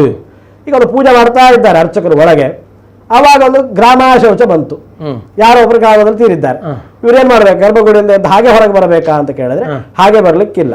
ತಂತ್ರೇಣೈವ ಸಮಾಪಯತ, ಮಂತ್ರವನ್ನ ಹೇಳದೆ ಕೇವಲ ತಂತ್ರದಲ್ಲಿ ಮಾತ್ರ ಪೂಜೆಯನ್ನ ಮುಂದುವರಿಸಿ ಪೂಜೆಯನ್ನ ಮುಗಿಸಿ ಹೊರಗೆ ಬರಬೇಕು. ಆ ನಂತರ ಆ ಶವದ ವಿಷಯ ಏನು ವ್ಯವಸ್ಥೆ ಆಗ್ತದೆ ಅದಾದ ಮೇಲೆ ಉಳಿದ ಪೂಜೆಯನ್ನು ಪುನಃ ಮುಂದುವರಿಸುವಂತದ್ದು. ಇನ್ನು ಕರ್ಮಾಂತಸ್ತು ಬಹಿರ್ಗ್ರಾಮಂ ಪ್ರೇತಂ ನೀತ್ವಾ ತದಾಚರೇತ್ ಅಂತ ಒಂದು ಕರ್ಮ. ಈಗ ಬ್ರಹ್ಮಕಲಶೋತ್ಸವದ ಕಾರ್ಯಕ್ರಮ ನಡೀತಾ ಇದೆ, ಮಧ್ಯದಲ್ಲಿ ಯಾರ್ದು ಒಂದು ಹೀಗಾಗಿದೆ, ಏನ್ ಮಾಡುದು? ಏನಿಲ್ಲ, ಅಲ್ಲಿಗೆ ಬ್ರಹ್ಮಕಲಶವನ್ನು ನಿಲ್ಲಿಸಿ ಆ ಶವವನ್ನ ಗ್ರಾಮದಿಂದ ಹೊರಗೆ ಕಳುಹಿಸಿ ಆ ನಂತರ ಇಲ್ಲಿ ಕಾರ್ಯಕ್ರಮವನ್ನ ಮುಂದುವರಿಸಬೇಕು. ಹೀಗೆ ಗ್ರಾಮಾಶೌಚದ ಆಚರಣೆಯನ್ನ ದೇವಾಲಯದಲ್ಲಿ ಈ ರೀತಿಯಾದಂತಹ ಸಂದರ್ಭದಲ್ಲಿ ಆಚರಣೆಯನ್ನ ಮಾಡಬೇಕು. ಇನ್ನು ಇದಕ್ಕೆ ವ್ಯವಚ್ಛಿತ್ತಿ ಏನಾದರೂ ಇತ್ತು ಅಂತಾದ್ರೆ, ಅಂದ್ರೆ ಎಲ್ಲಿಯವರೆಗೆ ಇದು ಆಚರಣೆ? ಇಡೀ ಗ್ರಾಮವನ್ನು ತಗೊಳ್ಬೇಕಾ ಕೇಳಿದ್ರೆ, ಒಂದು ಮಹಾನದಿ, ಸಮುದ್ರವನ್ನ ಸೇರತಕ್ಕಂತಹ ನದಿ ಮಧ್ಯದಲ್ಲಿ ಹರಿತಾ ಇದ್ರೆ ಅದರ ಆಚೆಗೆ ಯಾರ್ದಾದ್ರೂ ಮರಣ ಆದ್ರೆ ಏನು ಸಮಸ್ಯೆ ಇಲ್ಲ, ಅದರಲ್ಲಿ ಈಚೆಗೆ ಆದ್ರೆ ಮಾತ್ರ ಆಚರಣೆಯನ್ನು ಮಾಡಬೇಕು. ಅಥವಾ ಒಂದು 400 ಬ್ರಾಹ್ಮಣರ ಮನೆ ಒಂದು ಜಾಗದಲ್ಲಿ ಇದ್ದರೆ ಅದರಿಂದ ಆಚೆಗೆ ಯಾರ್ದಾದ್ರೂ ಮರಣ ಆದ್ರೆ ಅದನ್ನ ಆಚರಣೆ ಮಾಡಬೇಕಂತಿಲ್ಲ, ಅದರಿಂದ ಈಚೆಗೆ ಆದ್ರೆ ಮಾತ್ರ ಆಚರಣೆ ಮಾಡಿದರೆ ಸಾಕು ಅಂತ ಹೀಗೆ ಕೆಲವೆಲ್ಲ ಗ್ರಾಮದ ವ್ಯವಸ್ಥೆಗೂ ಕೆಲವು ನಿಯಮಗಳನ್ನು ಹೇಳಿದ್ದಾರೆ. ಆ ರೀತಿಯಾಗಿ ಗೃಹದಲ್ಲಿ ಗ್ರಾಮದಲ್ಲಿ ಆಚರಣೆಯನ್ನು ಮಾಡಬೇಕು ಅಂತೇಳಿ ಆಗ್ಲೇ ತಿಳಿಸ್ತಾ ಹೋದ್ರಿ.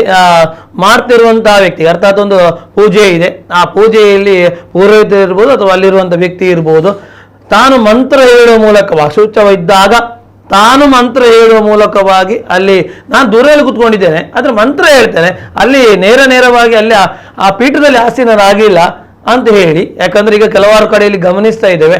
ಸೊ ಇಂತಹ ಪ್ರಕ್ರಿಯೆಗಳು ಬಂದಾಗ ಅವರು ನೇರವಾಗಿ ಶ್ಲೋಕಗಳು ಮಂತ್ರಗಳನ್ನು ಹೇಳಿಕೊಂಡು ಆ ಕಾರ್ಯಕ್ರಮವನ್ನು ಮುಂದುವರಿಸಬಹುದಾ? ನೋಡಿ, ಶಾಸ್ತ್ರವೇ ಹೇಳಿದ್ದೆ, ದ್ರವ್ಯಾಣ್ಣವಿ ಪ್ರದುಷ್ಯಂತಿ ಸ್ವಾಧ್ಯಾಯಶ್ಚ ನಿಷಿದ್ಧತೆ ಅಂತ.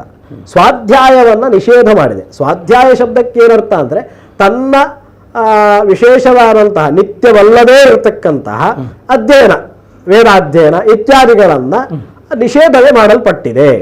ಹಾಗಾಗಿ ಅಲ್ಲಿ ನಾನು ದೂರದಲ್ಲಿ ಕೂತಿದ್ದೇನೆ, ನಾನು ಮುಟ್ಲಿಲ್ಲ, ಮಂತ್ರ ಮಾತ್ರ ಹೇಳ್ತೇನೆ, ಮಂತ್ರವೇ ಹೇಳಲಿಕ್ಕೆ ಆ ಶೌಚದಲ್ಲಿ ಅಧಿಕಾರ ಇಲ್ಲದೇ ಇರುವಾಗ ಇವರು ಹೇಗೆ ಅದನ್ನು ಆಚರಣೆ ಮಾಡಲಿಕ್ಕೆ ಸಾಧ್ಯ? ಶಾಸ್ತ್ರ ತುಂಬಾ ಸೂಕ್ಷ್ಮವಾಗಿ ಹೇಳ್ಕೊಂಡು ಹೋಗ್ತಾರೆ. ಏನ್ ಹೇಳಿದೆ ಅಂದ್ರೆ, ಸೂತಕೆ ಮೃತಕೆ ಚಾಪಿ ಸಂಧ್ಯಾಕರ್ಮ ಸಮಾಚರೇತ್ ಮನಸೋಚ್ಚಾರಯೇತ್ ಮಂತ್ರಾನ್ ಪ್ರಾಣಾಯಾಮ ಮೃತೆ ದ್ವಿಜಃ ಅಂತ. ಅಂದ್ರೆ ಇದು ಸಂಧ್ಯಾವಂದನೆಯನ್ನೇ ಹೇಗೆ ಮಾಡಬೇಕು ಅಂತ ಅದಕ್ಕೆ ಹೇಳಿರ್ತಕ್ಕಂಥ. ಇನ್ನು ಈ ಸಂಧ್ಯಾವಂದನೆಯಲ್ಲಿ ಮುಂದುವರಿಸಿ ಹೇಳ್ತಾರೆ ಏನಂತಂದ್ರೆ, ನನ್ನ ನಿತ್ಯದ ಕೆಲವು ಆಚರಣೆಗಳು, ಸಂಧ್ಯಾವಂದನೆಯನ್ನು ಬಿಡ್ಲಿಕ್ಕಿಲ್ಲ. ಇನ್ನು ಉಪಾಸನೆಗಳೆಲ್ಲ ಕೆಲವೆಲ್ಲ ಇರ್ತದೆ, ಅಂದ್ರೆ ಉಪಾಸನಾ ಹೋಮ ಅಂತೆಲ್ಲ ಮಾಡುವವರಿದ್ದಾರೆ, ಅಥವಾ ಅಗ್ನಿಹೋತ್ರಿಗಳು ಅಂತ ಇದ್ದಾರೆ. ಅವರೆಲ್ಲ ಹೇಗೆ ಅಂತ ಕೇಳಿದ್ರೆ, ಅವರು ಬೇರೆಯವರಿಂದ ಮಾಡಿಸಲ್ಪಡಬೇಕು ಅಂತ. ಅವರು ಮಾಡ್ಲಿಕ್ಕಿಲ್ಲ, ಅವರು ಅಗ್ನಿಹೋತ್ರಾದಿಗಳನ್ನ ಬೇರೆಯವರಿಂದ ಮಾಡಿಸಬೇಕು ಅಂತ ಹೇಳಿರ್ತಕ್ಕಂಥ ವಿಚಾರ. ಹಾಗಿರುವಾಗ ನಿತ್ಯ ಮಾಡುವಂತಹ ಅಗ್ನಿಹೋತ್ರಾದಿಗಳನ್ನೇ ನಿಲ್ಲಿಸ್ಲಿಕ್ಕಿಲ್ಲ, ಆದ್ರೆ ನೀನು ಮಾಡ್ಲಿಕ್ಕಿಲ್ಲ, ಬೇರೆಯವರಿಂದ ಮಾಡಿಸಬೇಕು ಅಂತ ಹೇಳಿರುವಾಗ ನೈಮಿತ್ತಿಕವಾಗಿ ಯಾರದೋ ಮನೆಯಲ್ಲಿ ಮಾಡತಕ್ಕಂತಹ ದೇವತಾರ್ಚನೆಗಳನ್ನ ನಾನು ದೂರದಲ್ಲಿ ಕೂತ್ಕೊಂಡು ಮಂತ್ರ ಹೇಳಿ ಮಾಡಿಸ್ತೇನೆ ಅಂತ ಹೇಳಿದ್ರೆ ಅಷ್ಟೊಂದು ಸಮಂಜಸವಾದ ವಿಚಾರ ಅಲ್ಲ ಅಂತ ನನ್ನ ಅಭಿಪ್ರಾಯ. ಈಗ ನೀವಾಗ್ಲೇ ಹೇಳ್ತಾ ಹೋದ್ರಿ ಬೇರೆಯವರನ್ನು ಮಾಡಿಸ್ಬೇಕು ಅಂತ ಹೇಳಿ, ಆ ಮನೆಗೆ ಒಳಗೆ ನುಗ್ಲಿಕ್ಕೆ ಆಗುದಿಲ್ಲ, ಹಾಗೆ ಮಾಡುವಂಥದ್ದು ಅಲ್ಲ. ಆ ಮನೆಗೆ ಒಂದು ರೀತಿಯ ಆಶೋಚ ಇರುವಾಗ ಆ ಮನೆಯಲ್ಲಿ ಹೋಗಿ ಕರ್ಮವನ್ನ ಎಂತ ಮಾಡೋದಿಲ್ಲ. ಅದಕ್ಕೆ ಅಲ್ಲ, ಅದು ಬುದ್ಧಿವಂತಿಗೆ ಹೇಗಿರ್ತದೆ ಅಂತಂದ್ರೆ, ಮನೆಯಿಂದ ಹೊರಗೆ ನಡೆಯತಕ್ಕಂತಹ ಕಾರ್ಯಕ್ರಮಗಳು ಅವರ ಮನೆ ಈಗ ನಡೆಯುವಂಥದ್ದು ಮನೆಯ ಹೊರಗಿನ ಕಾರ್ಯಕ್ರಮಗಳನ್ನು ನಾನು ವಹಿಸಿಕೊಂಡಿದ್ದೇನೆ, ನಾನು ಅಲ್ಲಿಯ ಪ್ರಧಾನ ಆಗಿರ್ತಾ ಹೋಗ್ತೇನೆ, ಹಾಗೆ ನಾನು ದೂರದೊಂದು ಮಂತ್ರ ಹೇಳ್ತೇನೆ, ಅಲ್ಲಿ ಪರಿಕರ್ಮಿಗಳಿಂದ ಮಾಡಿಸ್ತೇನೆ. ಹೋಗಿ ನಿಂತು ನೇತೃತ್ವ ವಹಿಸಿ ಮಾಡಿಸುವುದಕ್ಕಡ್ಡಿಲ್ಲ, ಮಂತ್ರೋಚ್ಚಾರಣೆಗಳನ್ನು ಮಾಡಿಕೊಂಡು ಇವರೇ ಮಾಡಿಸುವಂತಹದ್ದಲ್ಲ, ಬೇರೆಯವರಿಂದ ಮಾಡಿಸಬಹುದು, ಇವರ ಜವಾಬ್ದಾರಿ ಅಂತ ಅಷ್ಟೇ ಹೊರತು ಇವರು ಮಂತ್ರೋಚ್ಚಾರಣೆಯನ್ನು ಹೇಳುವಂತಹದ್ದು ಇತ್ಯಾದಿಗಳನ್ನ ಶಾಸ್ತ್ರ ನಿಷೇಧ ಮಾಡಲ್ಪಟ್ಟಿದೆ. ಅದೇ ರೀತಿಯಾಗಿ ದುರ್ಮರಣ ಹೊಂದಿದ್ದಾರೆ, ಯಾವುದೋ ರೀತಿಯಾಗಿ ಅವನಿಗೆ ಮೃತ್ಯು ಆಗಿದೆ, ಕೆಟ್ಟ ಮೃತ್ಯು ಆಗಿದೆ, ಇಂತಹ ಸಮಯದಲ್ಲಿ ಆಚರಣೆಗಳು ಹೇಗೆ? ಈ ದುರ್ಮರಣದಲ್ಲಿ ಎರಡು ರೀತಿಯ ದುರ್ಮರಣಗಳು ಇದೆ. ಒಂದು ಇಚ್ಛೆಯ ದುರ್ಮರಣ, ಇನ್ನೊಂದು ಅನಿಚ್ಛೆಯ ದುರ್ಮರಣ ಅಂತ. ಇಚ್ಛೆಯ ದುರ್ಮರಣ ಅಂತ ಹೇಳಿದ್ರೆ ಬೇಕು ಅಂತ ಸಾಯೋದು, ಆತ್ಮಹತ್ಯೆ ಮಾಡ್ಕೊಳ್ಳೋದು, ಬೇಕು ಅಂತ ಬೆಂಕಿಗೆ ಹಾರೋದು, ಬೇಕು ಅಂತ ಹೇಳಿ ಕರೆಂಟ್ ಅನ್ನು ಮುಟ್ಟುವುದು, ಇದೆಲ್ಲ ಇಚ್ಛಾ ಮರಣ ಅಂತ. ತನಗಿಷ್ಟ ಬಂದ ಇನ್ನೊಂದು ಅರ್ಥದಲ್ಲಿ ಹೇಳ್ಬೇಕಂದ್ರೆ ಆತ್ಮಹತ್ಯೆ ಅಂತ ಅಷ್ಟೇ. ಅನಿಚ್ಛೆಯ ಮರಣ ಅಂತ ಹೇಳಿದ್ರೆ ಗೊತ್ತಿಲ್ಲದೆ ಪ್ರಮಾದದಿಂದ ಆಗತಕ್ಕಂತಹ ಒಂದು ಮರಣ. ಗೊತ್ತೇ ಇರಲಿಲ್ಲ, ಕರೆಂಟ್ ಶಾಕ್ ಆಯ್ತು ಇವರಿಗೆ, ಗೊತ್ತಿಲ್ಲದೆ ಯಾವುದೋ ಒಂದು ಪ್ರಾಣಿಗಳು ಬಂದು ಇವನನ್ನು ತಿವಿದು ಸಾಯಿಸಿ ಬಿಟ್ಟಿತು, ಅಥವಾ ರೋಗದಿಂದ ಕೆಲವೆಲ್ಲ ಕಾಲರ ಇತ್ಯಾದಿ ರೋಗಗಳೆಲ್ಲ ಬಂದಾಗ ಸಾಯುವಂತಹದ್ದು, ಇದನ್ನೆಲ್ಲ ಅನಿಚ್ಛೆಯ ಮರಣ ಅಂತ ಹೇಳ್ತಾರೆ. ಈ ಇಚ್ಛಾ ಮರಣಗಳು ಆದಾಗ ಅಂದ್ರೆ ಬೇಕು ಅಂತ ಒಬ್ಬ ಸತ್ರೆ ಆ ಸೂತಕವನ್ನು ಆಚರಣೆ ಮಾಡಬೇಕು ಅಂತಲೇ ಇಲ್ಲ ಅಂತ ಹೇಳ್ತಾರೆ ಶಾಸ್ತ್ರ. ಹೌದು. ಆದ್ರೆ ನಮ್ಮಲ್ಲಿ ಹಾಗೆ ಇಲ್ಲ, ಆಚರಣೆ ಮಾಡ್ತಾ ಇದ್ದೇವೆ, ಒಳ್ಳೆ ವಿಚಾರ. ಆದ್ರೆ ಶಾಸ್ತ್ರ ಹೇಳ್ತಾರೆ ಹಾಗೆ. ಕೆಲವರು ಸಪಿಂಡರಿಗೆ ಅಂದ್ರೆ ಕರ್ತೃವಿನ ನೇರ ಸಂಬಂಧಿಗಳು ಯಾರು ತೀರ್ಕೊಂಡಿದ್ದಲ್ಲ ಅವನ ನೇರ ಸಂಬಂಧಿಗಳಿಗೆ ದಹನ ಪರ್ಯಂತ ಮಾತ್ರ ಅಂತ ಹೇಳ್ತಾರೆ. ನೇರ ಸಂಬಂಧಿಗೂ ದಹನ ಪರ್ಯಂತ ಮಾತ್ರ ಆಶೋಚನೆ, ಸುಟ್ರೆ ಮುಗೀತು, ಮತ್ತೆ ಯಾವುದೇ ಆಚರಣೆ ಇಲ್ಲ ವ್ಯಕ್ತಿಗೆ ಅಂತ ಹೇಳಿದ್ದಾರೆ ಶಾಸ್ತ್ರದಲ್ಲಿ. ಆದ್ರೆ ನಮ್ಮಲ್ಲಿ ಅದು ಹಾಗೆ ನಡೀತಾ ಇಲ್ಲ, ನಾವು ಮಾಡ್ತಾ ಇದ್ದೇವೆ. ಆದ್ರೆ ಈ ಅನಿಚ್ಛೆಯ ಮರಣ, ಅಕಸ್ಮಾತ್ತಾಗಿ ಬಂದಂತಹ ಮರಣ, ರೋಗದಿಂದಲೋ ವಿಷದಿಂದಲೋ ಗೊತ್ತಿಲ್ಲ, ಏನೋ ಕುಡ್ದ, ಅದು ವಿಷ ಆಗಿತ್ತು, ಸತ್ತು ಹೋಗಿದ್ದಾನೆ, ಸಾಯ್ಬೇಕು ಅಂತ ಇವನು ಆತ್ಮಹತ್ಯೆ ಮಾಡಿಕೊಂಡದ್ದಲ್ಲ, ಅನಿಚ್ಛೆ, ಅವನ ಇಚ್ಛೆ ಇರಲಿಲ್ಲ, ಆದ್ರೂ ಒಂದು ಮರಣ ಆಯ್ತು ಅವನಿಗೆ ಅಂತ ಆದಾಗ ಆವಾಗ ಅದಕ್ಕೆಲ್ಲ ಕೆಲವು ನಿಯಮಗಳನ್ನು ಹೇಳ್ತಾರೆ. ಒಟ್ಟಾರೆ ದುರ್ಮರಣವಾದಾಗ ಶವದಹನವನ್ನು ಮಾತ್ರ ಮಾಡಲಿಕ್ಕೆ ಹೇಳಿತ್ತು. ಅದರ ಕ್ರಿಯಾಕಲಾಪಗಳನ್ನು 3 ತಿಂಗಳು 6 ತಿಂಗಳು 1 ವರ್ಷದ ಅನಂತರ ಮಾಡಬೇಕು ಅಂತ ಶಾಸ್ತ್ರ ಹೇಳ್ತಾರೆ. ಈ ಆಚರಣೆ ನಮ್ಮಲ್ಲಿ ಇಲ್ಲ. ನಮ್ಮಲ್ಲಿ ಈಗ ಸತ್ತು ಹೋಗಿದ್ದಾರೋ ನಾಳೆ ಎಂದರೆ ಕ್ರಿಯಾರಂಭಗಳನ್ನು ಮಾಡ್ತಾರೆ ಅಲ್ವಾ. ಶಾಸ್ತ್ರ ಏನ್ ಹೇಳ್ತಾರೆ ಅಂದ್ರೆ ದುರ್ಮರಣ ಆದಂತಹ ವ್ಯಕ್ತಿಗೆ ದಹನ ಮಾತ್ರವನ್ನ ಮಾಡಿ ಉಳಿದ ಕ್ರಿಯಾಕಲಾಪಗಳನ್ನು 3, 6 ಮತ್ತು 1 ವರ್ಷದ ನಂತರ ಮಾಡಬೇಕು ಅಂತ. ಅದು ಯಾಕೆ ಹಾಗೆ ಅಂತ ಕೇಳಿದ್ರೆ ಬಹುಶಃ ವೈಜ್ಞಾನಿಕ ದೃಷ್ಟಿಯಲ್ಲಿ ಇರಬಹುದು ಅಂತ ನನ್ನ ಅಭಿಪ್ರಾಯ. ಯಾಕಂದ್ರೆ ಈಗ ವಿಷಮರಣಾದಿಗಳಾದಾಗ ದೇಹದಲ್ಲಿ ಆ ವಿಷಾಂಶಗಳು ಇರುವಾಗ ಶವದಹನವನ್ನು ಕೂಡಲೇ ಮಾಡಿ ಮತ್ತು ಪುನಃ ನಾವು ಅದೇ ಮನೆಯಲ್ಲಿ ಇದ್ದುಕೊಂಡು ಕೆಲವು ಆಚರಣೆಗಳನ್ನು ಮಾಡಿದಾಗ ಅದರ ಪರಿಣಾಮ ನಮ್ಮ ಮೇಲೆ ಏನಾದರೂ ಆಗಬಹುದು ಅಂತ ಹೇಳುವ ದೃಷ್ಟಿಯಲ್ಲಿ ಇರಬಹುದು. ಇನ್ನು ಬೇರೆ ಬೇರೆ ಕಾರಣಗಳು ಕೂಡ ಇರಬಹುದು. ಹಾಗಾಗಿ 3 ತಿಂಗಳು 6 ತಿಂಗಳ ನಂತರಗಳನ್ನು ಮಾಡಬೇಕು ಅಂತಲೂ ಅದರಲ್ಲೂ ಕೂಡ ಪ್ರಾಯಶ್ಚಿತ್ತ ಪೂರ್ವಕವಾಗಿ ಮಾಡಬೇಕು ಅಂತ ಹೇಳ್ತಾರೆ. ಇನ್ನು 1 ವರ್ಷ ಅಥವಾ 6 ತಿಂಗಳು ಅಥವಾ 3 ತಿಂಗಳು ಅಥವಾ 3 ಪಕ್ಷ ಅಂದ್ರೆ 45 ದಿನ ಅನಂತರವೇ ದಹನ ಸಂಸ್ಕಾರಗಳನ್ನು ಪುನಃ ಮಾಡಿ 10 ದಿವಸದ ಕ್ರಿಯೆಯನ್ನು ಮಾಡಬೇಕು. ಯಾವಾಗ? ಅನಿಚ್ಛಯಾವರಣವಾದಾಗ, ಅಂದ್ರೆ ಗೊತ್ತಿಲ್ಲದೆ ಸತ್ತಾಗ 3, 6, 1 ವರ್ಷ ಅಥವಾ 45 ದಿವಸವಾದರೂ ಬಿಟ್ಟ ನಂತರ ಪುನರ್ದಹನವನ್ನ ಮಾಡಿ ಪುನಃ ಅವನೇನಿರುವುದಿಲ್ಲ ಆದರೆ ಅಸ್ಥಿದಾಹಾದಿಗಳನ್ನು ಮಾಡಬೇಕು ಅಂತ, ಅಥವಾ ಪಲಾಶ ವಿಧಿ ಅಂತ ಹೇಳಿ ಮಾಡ್ತಾರೆ. ರೂಪವನ್ನ ಮಾಡಿ ಅವನನ್ನು ಆತ್ಮವನ್ನು ಅದರಲ್ಲಿ ಸಂಕಲ್ಪ ಮಾಡಿ ಪುನರ್ದಹನವನ್ನ ಮಾಡಿ ಪುನಃ 10 ದಿವಸದ ಆಶೌಚದ ಆಚರಣೆಗಳನ್ನ ಸಪಿಂಡೀಕರಣ ಪರ್ಯಂತರವಾಗಿ ಎಲ್ಲರೂ ಕುಟುಂಬಿಕರು ಮಾಡಬೇಕು ಅಂತ ನಿಯಮವನ್ನು ಹೇಳಿದ್ದಾರೆ. ಮತ್ತು ದುರ್ಮರಣದಲ್ಲಿ ಪ್ರಾಯಶ್ಚಿತ್ತಗಳಾಗಬೇಕು. ಬಹುಗ್ರಂಥಗಳಲ್ಲಿ ಈ ದುರ್ಮರಣವಾದಾಗ ಬ್ರಹ್ಮಚಾರಿ ದುರ್ಮರಣ ಆದಾಗೆಲ್ಲ ನಾರಾಯಣ ಬಲಿಯಾದಿಗಳನ್ನ ಮಾಡಲೇಬೇಕು ಅಂತ ಸ್ಪಷ್ಟವಾಗಿ ಹೇಳಿದ್ದಾರೆ. ಈಗ ಒಂದು ವೇಳೆ ಈಗಿನ ಸಂದರ್ಭದ ಅನುಗುಣವಾಗಿ ಮಾಡ್ತಾ ಇದ್ದಾರೆ ಅಂತ ಹೇಳಿದ್ರೆ ಸಮಸ್ಯೆ ಏನೂ ಅಲ್ಲ, ಅಂತ ದೊಡ್ಡ ಸಮಸ್ಯೆಯನ್ನು ಬರಲಿಕ್ಕಿಲ್ಲ. ಯಾಕಂದ್ರೆ ಈಗೆಲ್ಲ ನಾವು ನೋಡಿದ್ದೇವೆ ಕೊರೋನಾದ ಸಮಯದಲ್ಲಿ ಕೂಡ ಶವದಾಹಗಳನ್ನೆಲ್ಲ ಮಾಡಿದ್ದಾರೆ. ಅದಕ್ಕೆ ಬೇಕಾದಂತಹ ಎಲ್ಲ ವ್ಯವಸ್ಥೆಗಳನ್ನು ಮಾಡಿಕೊಂಡು ಮಾಡಿರುವುದರಿಂದ ಈಗಲೂ ಹಾಗೆ ಅಂತಹ ಒಂದು ದುರ್ಮರಣ ಆದಾಗ ಸ್ವಲ್ಪ ನಾವು ಜಾಗೃತಿ ವಹಿಸಿ ಕ್ರಿಯಾಕಲಾಪಗಳನ್ನು ಮಾಡಬಹುದು ಅಂತ ಕಾಣ್ತದೆ. ಶಾಸ್ತ್ರ ಹೀಗೆ ಹೇಳಿದೆ ಅಂತ ಅಷ್ಟೇ. ಸರಿ. ಅದೇ ರೀತಿಯಾಗಿ ಸಮುದ್ರದಿಂದ ಆಚೆ ಒಂದು ಮರಣ ಹೊಂದಿದ್ದಾರೆ, ಸಮುದ್ರದಿಂದ ಈಚೆ ಇರುವಂತಹ ವ್ಯಕ್ತಿಗಳಿಗೆ ಹೇಗಿದೆ ನೇಮ ಹೇಗೆ ಅಂತ? ಈಗ ಸಮುದ್ರೋಲ್ಲಂಘನ ಎನ್ನುವಂತಹದ್ದು ಒಂದು ವ್ಯವಚ್ಛೇದವನ್ನು ಸೂಚಿಸುವಂತಹದ್ದು. ಕೆಲವೆಲ್ಲ ಕರ್ಮಗಳನ್ನ ಮಾಡಲಿಕ್ಕೆ ಸಮುದ್ರೋಲ್ಲಂಘನವನ್ನ ಮಾಡಿದ ನಂತರ ಅವನಿಗೆ ಅಧಿಕಾರ ಇಲ್ಲ ಅಂತ ಶಾಸ್ತ್ರ ಹೇಳಿದೆ. ಅದು ದೊಡ್ಡ ಪ್ರಪಂಚ. ಅದರ ಬಗ್ಗೆ ಮಾತಾಡ್ಲಿಕ್ಕೆ ಹೋದ್ರೆ ಸುಮಾರು ವಿಷಯಗಳಿದೆ. ಯತಿಗಳಿಗೆ ಸಮುದ್ರೋಲ್ಲಂಘನ ಮಾಡ್ಲಿಕ್ಕಿಲ್ಲ, ಗುರುಗಳಿಗೆ ಮಾಡ್ಲಿಕ್ಕಿಲ್ಲ. ಒಂದು ವೇಳೆ ಸಮುದ್ರೋಲ್ಲಂಘನವನ್ನು ಮಾಡಿದ್ರೆ ಮತ್ತೆ ಅವರು ಪೀಠದಲ್ಲಿ ಕೂತ್ಕೊಳ್ಳಿಕ್ಕಿಲ್ಲ, ಅಥವಾ ಕೆಲವು ಆಚರಣೆಗಳನ್ನು ಮಾಡ್ಲಿಕ್ಕಿಲ್ಲ ಅಂತ ನಿಯಮಗಳೆಲ್ಲ ಹೇಳ್ಕೊಂಡು ಬಂದಿದ್ದಾರೆ.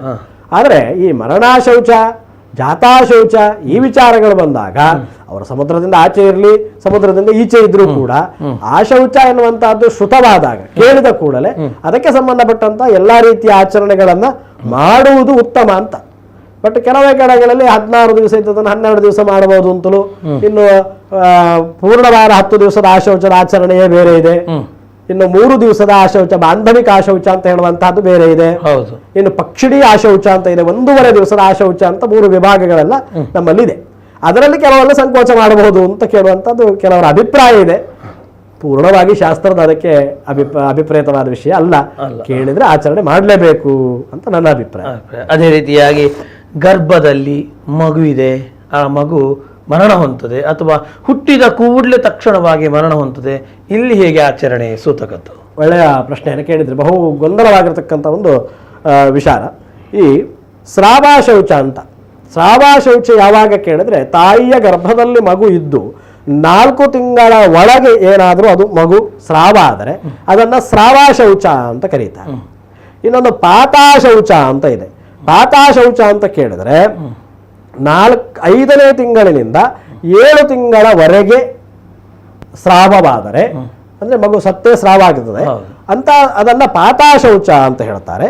ಇನ್ನೊಂದು ಪ್ರಸವಾಶೌಚ ಅಂತ ಇದೆ. ಪ್ರಸವಾಶೌಚ ಅಂತ ಹೇಳಿದ್ರೆ 7ರಿಂದ ಮಗು ಹುಟ್ಟುವಲ್ಲಿಯವರೆಗೆ 9 ತಿಂಗಳು 9 ದಿವಸ ಅಂತಲೂ ಅಥವಾ 10 ತಿಂಗಳು ಅಂತ ಹೇಳುವಂತ ಅಭಿಪ್ರಾಯ, ಅಲ್ಲಿಯವರೆಗೆ ಪ್ರಸವ ಆದ್ರೆ ಅದು ಮಗು ಏನಾದರೂ ಹೊರಗೆ ಬಂದರೆ ಅದು ಮೃತವಾಗಿದ್ದರೂ ಅಥವಾ ಜೀವಂತವಾಗಿದ್ದರೂ ಆಚರಣೆಯನ್ನು ಮಾಡಬೇಕು. ಇದನ್ನ ಪ್ರಸವಾಶೌಚ ಅಂತ ಹೇಳುವಂತ.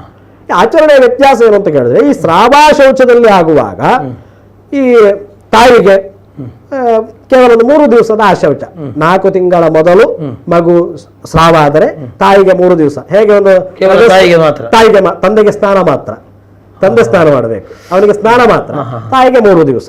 ಇನ್ನು ಕೆಲವರು 3 ತಿಂಗಳ ತನಕ ಇದೆ ಅಂತಲೂ ಅಂತ ಹೇಳುವಂತ ಅಭಿಪ್ರಾಯ ಕೆಲವರಲ್ಲಿ ಇದೆ.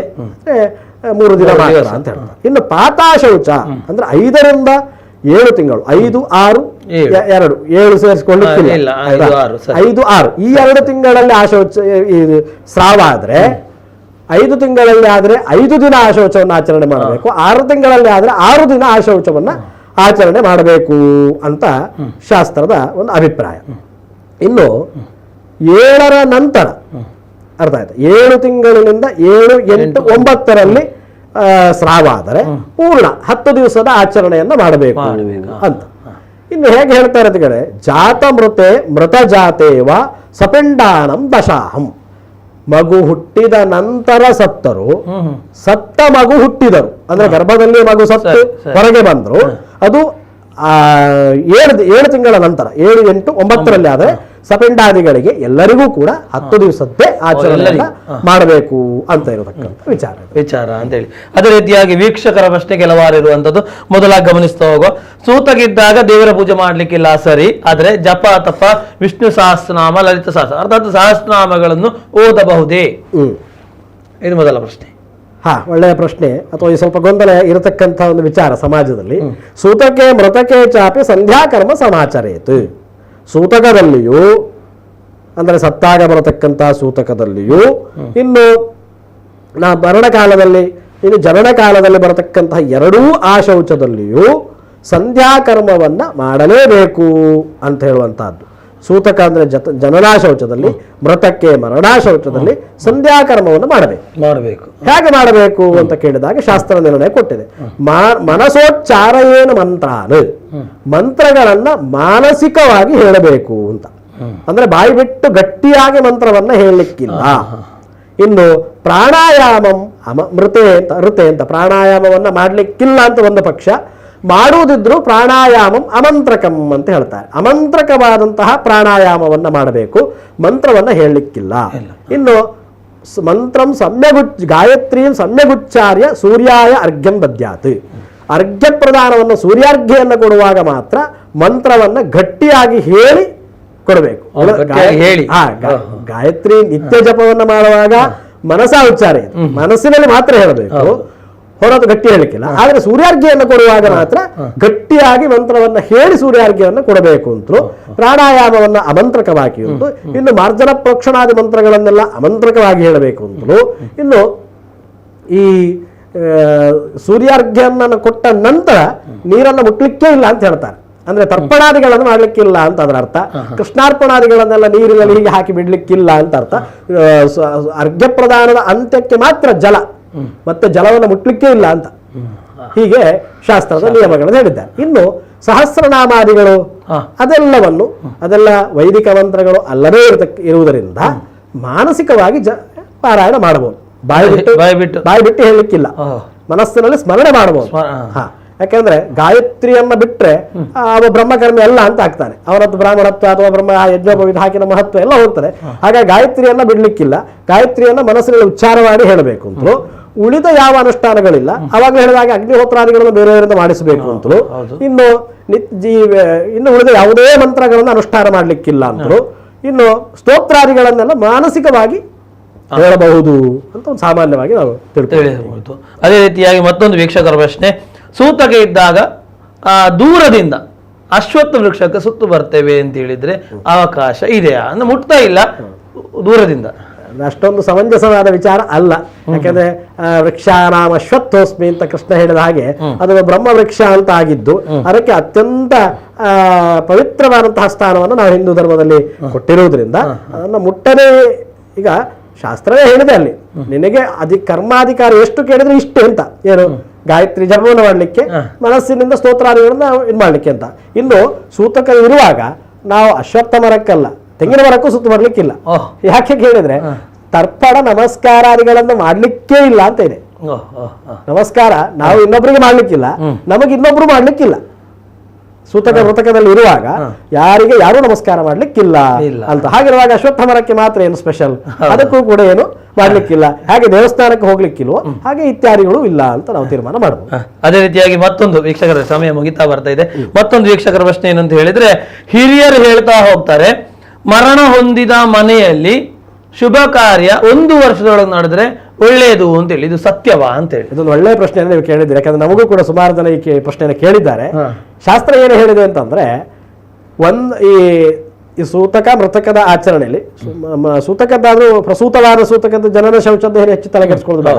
ಮೃತಕ ಆದಾಗ ನೋಡಿ, ಕರ್ತೃವಿಗೆ 10 ದಿವಸ 16 ದಿವಸ ನಾವು ಆವಾಗಲೇ ಹೇಳಿದಾಗೆ ಆ ಶೌಚದ ಆಚರಣೆ ಇದೆ ಅಂತಲೂ, ಇನ್ನು ಹಡೆದಾಗ ತಾಯಿಗೆ 30 ದಿವಸ 40 ದಿವಸದ ಆಚರಣೆ ಇದೆ ಅಂತ ಹೇಳಿದ್ದು. ಅವಳಿಗೆ ಮಗು ಹೆತ್ತು 10 ದಿವಸಕ್ಕೆ ಒಂದು ರೀತಿಯ ಶುದ್ಧಿ ಆದ್ರೂ ದೇವಸ್ಥಾನಕ್ಕೆ ಹೋಗ್ಲಿಕ್ಕೆ 40 ದಿವಸದ ಶುದ್ಧಿಯನ್ನು ಹೇಳ್ತಾರೆ. ಯಾಕೆ ಕೇಳಿದ್ರೆ ಸ್ವಲ್ಪ ಸ್ರಾವ ಆಗ್ತಾ ಇರ್ತದೆ ಅಂತ, 1 ತಿಂಗಳ ಕಾಲ ಸ್ರಾವ ಆಗ್ತಾ ಇರ್ತದೆ. ಹಾಗಾಗಿ 40 ದಿವಸ ಅಥವಾ 30 ದಿವಸ ದೇವಸ್ಥಾನಕ್ಕೆ ಹೋಗ್ಲಿಕ್ಕಿಲ್ಲ ಅಂತ ಸ್ತ್ರೀಯರಿಗೆ ಹೇಳಿದ್ದಾರೆ. ಇನ್ನು ಮೃತಕ ಆದಾಗ 10 ದಿವಸದ ಪರ್ಯಂತ ಒಂದು ರೀತಿಯ ಶುದ್ಧಿ ಆಗ್ತದೆ. ಇನ್ನು 11 ದಿವಸಕ್ಕೆ ಒಂದು ರೀತಿಯ ಶುದ್ಧಿ ಆಗ್ತದೆ. ಇನ್ನು ವರ್ಷದ ಪರ್ಯಂತ ಅವನಿಗೆ ಆ ಶೌಚ ಇದೆ ಅಂತಲೇ ಶಾಸ್ತ್ರ ಹೇಳ್ತಾರೆ. ಯಾಕಂದ್ರೆ ಯಾತನಾಮಯವಾಗಿರ್ತಕ್ಕಂತಹ ಶರೀರವನ್ನು ಆ ಮೃತ ಆದ ಜೀವಿ ಪಡೆಯುವಲ್ಲಿಯವರೆಗೆ, ಅಂದ್ರೆ 1 ವರ್ಷದವರೆಗೆ, ವರ್ಷಾಂತಿಕ ಅಲ್ಲಿಯವರೆಗೆ ಕರ್ತೃವಿಗೆ ಸ್ವಲ್ಪ ಆ ಶೌಚ ಇದ್ದೇ ಇರ್ತದೆ. 1 ವರ್ಷದೊಳಗೆ ಮದುವೆ ಆಗುವಂತದ್ದು ಇಲ್ಲ. 1 ವರ್ಷದ ಒಳಗೆ ಆ ಮನೆಯಲ್ಲಿ ಆ ಕರ್ತೃ ಶುಭ ಕಾರ್ಯಗಳನ್ನ ಮಾಡ್ಲಿಕ್ಕಿಲ್ಲ. ಕುಟುಂಬದಲ್ಲಿ ಬೇಕಿದ್ರೆ ಮಾಡ್ಕೊಳ್ಬಹುದು. ಸೂಕ್ಷ್ಮ ಏನಂತ ಕೇಳಿದ್ರೆ, ಅದು ಯಾಕೆ ಬಂತದು ಅಂತ ಪ್ರಶ್ನೆ ಕೇಳಿದ್ರೆ, ಶಾಸ್ತ್ರ ಏನು ಹೇಳ್ತದೆ ಅಂತಂದ್ರೆ, ಒಬ್ಬ ಕನ್ಯಾಪಿತೃ ಇರ್ತಾನೆ. ಅವ ಕನ್ಯೆಗೆ ಪ್ರಾಯ ಆಗಿದೆ, 22-23 ವರ್ಷದಲ್ಲಿ ಇದ್ದಾಳೆ. ಮಗಳಿಗೆ ಮದುವೆ ಮಾಡಬೇಕು ಅಂತ ಉತ್ಸುಕನಾಗಿರುವಂತಹ ಒಂದು ಸಂದರ್ಭದಲ್ಲಿ ಅಕಸ್ಮಾತ್ ಆಗಿ ಅವನು ಸಾಯ್ತಾನೆ. ಆದ್ರೆ ಅವನ ಆಸೆ ಹಾಗೇ ಉಳಿತದೆ ಅಲ್ವಾ? ಕನ್ಯಾದಾನ ಅವನಿಗೆ ಮಾಡ್ಲಿಕ್ಕೆ ಆಗುವುದಿಲ್ಲ. ದಾನದಲ್ಲಿ ಶ್ರೇಷ್ಠವಾದ ದಾನ ಯಾವುದು ಅಂತ ಕೇಳಿದಾಗ ಕನ್ಯಾದಾನವನ್ನು ಕೂಡ ಶಾಸ್ತ್ರಕಾರರು ಒಪ್ಪಿಕೊಂಡಿದ್ದಾರೆ. ಕನ್ಯಾದಾನವನ್ನು ಮಾಡಿದ್ರೆ 7 ಗೋತ್ರಗಳು ಕುಲಗಳು ಉದ್ಧಾರ ಆಗ್ತದೆ ಅಂತ ಇರುವಂತ. ಹಾಗಾಗಿ ಅಂತಹ ಕನ್ಯಾದಾನದ ಪುಣ್ಯ ಆ ವ್ಯಕ್ತಿಗೆ ಸಿಗದೆ ಹೋಯ್ತಲ್ಲ ಈಗ.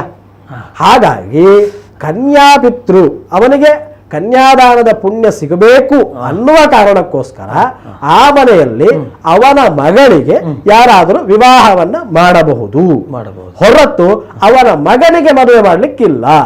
ಯಾಕೆ? ಅವನು ಕರ್ತರಾಗಿರ್ತಾನೆ. ಅಥವಾ ಆ ಮನೆಯಲ್ಲಿ ಇನ್ಯಾರದ್ದಾದ್ರೂ ಶುಭ ಕೆಲಸಗಳನ್ನ ಮಾಡುವಂತಹದ್ದು ಸಮಂಜಸ ಅಲ್ಲ.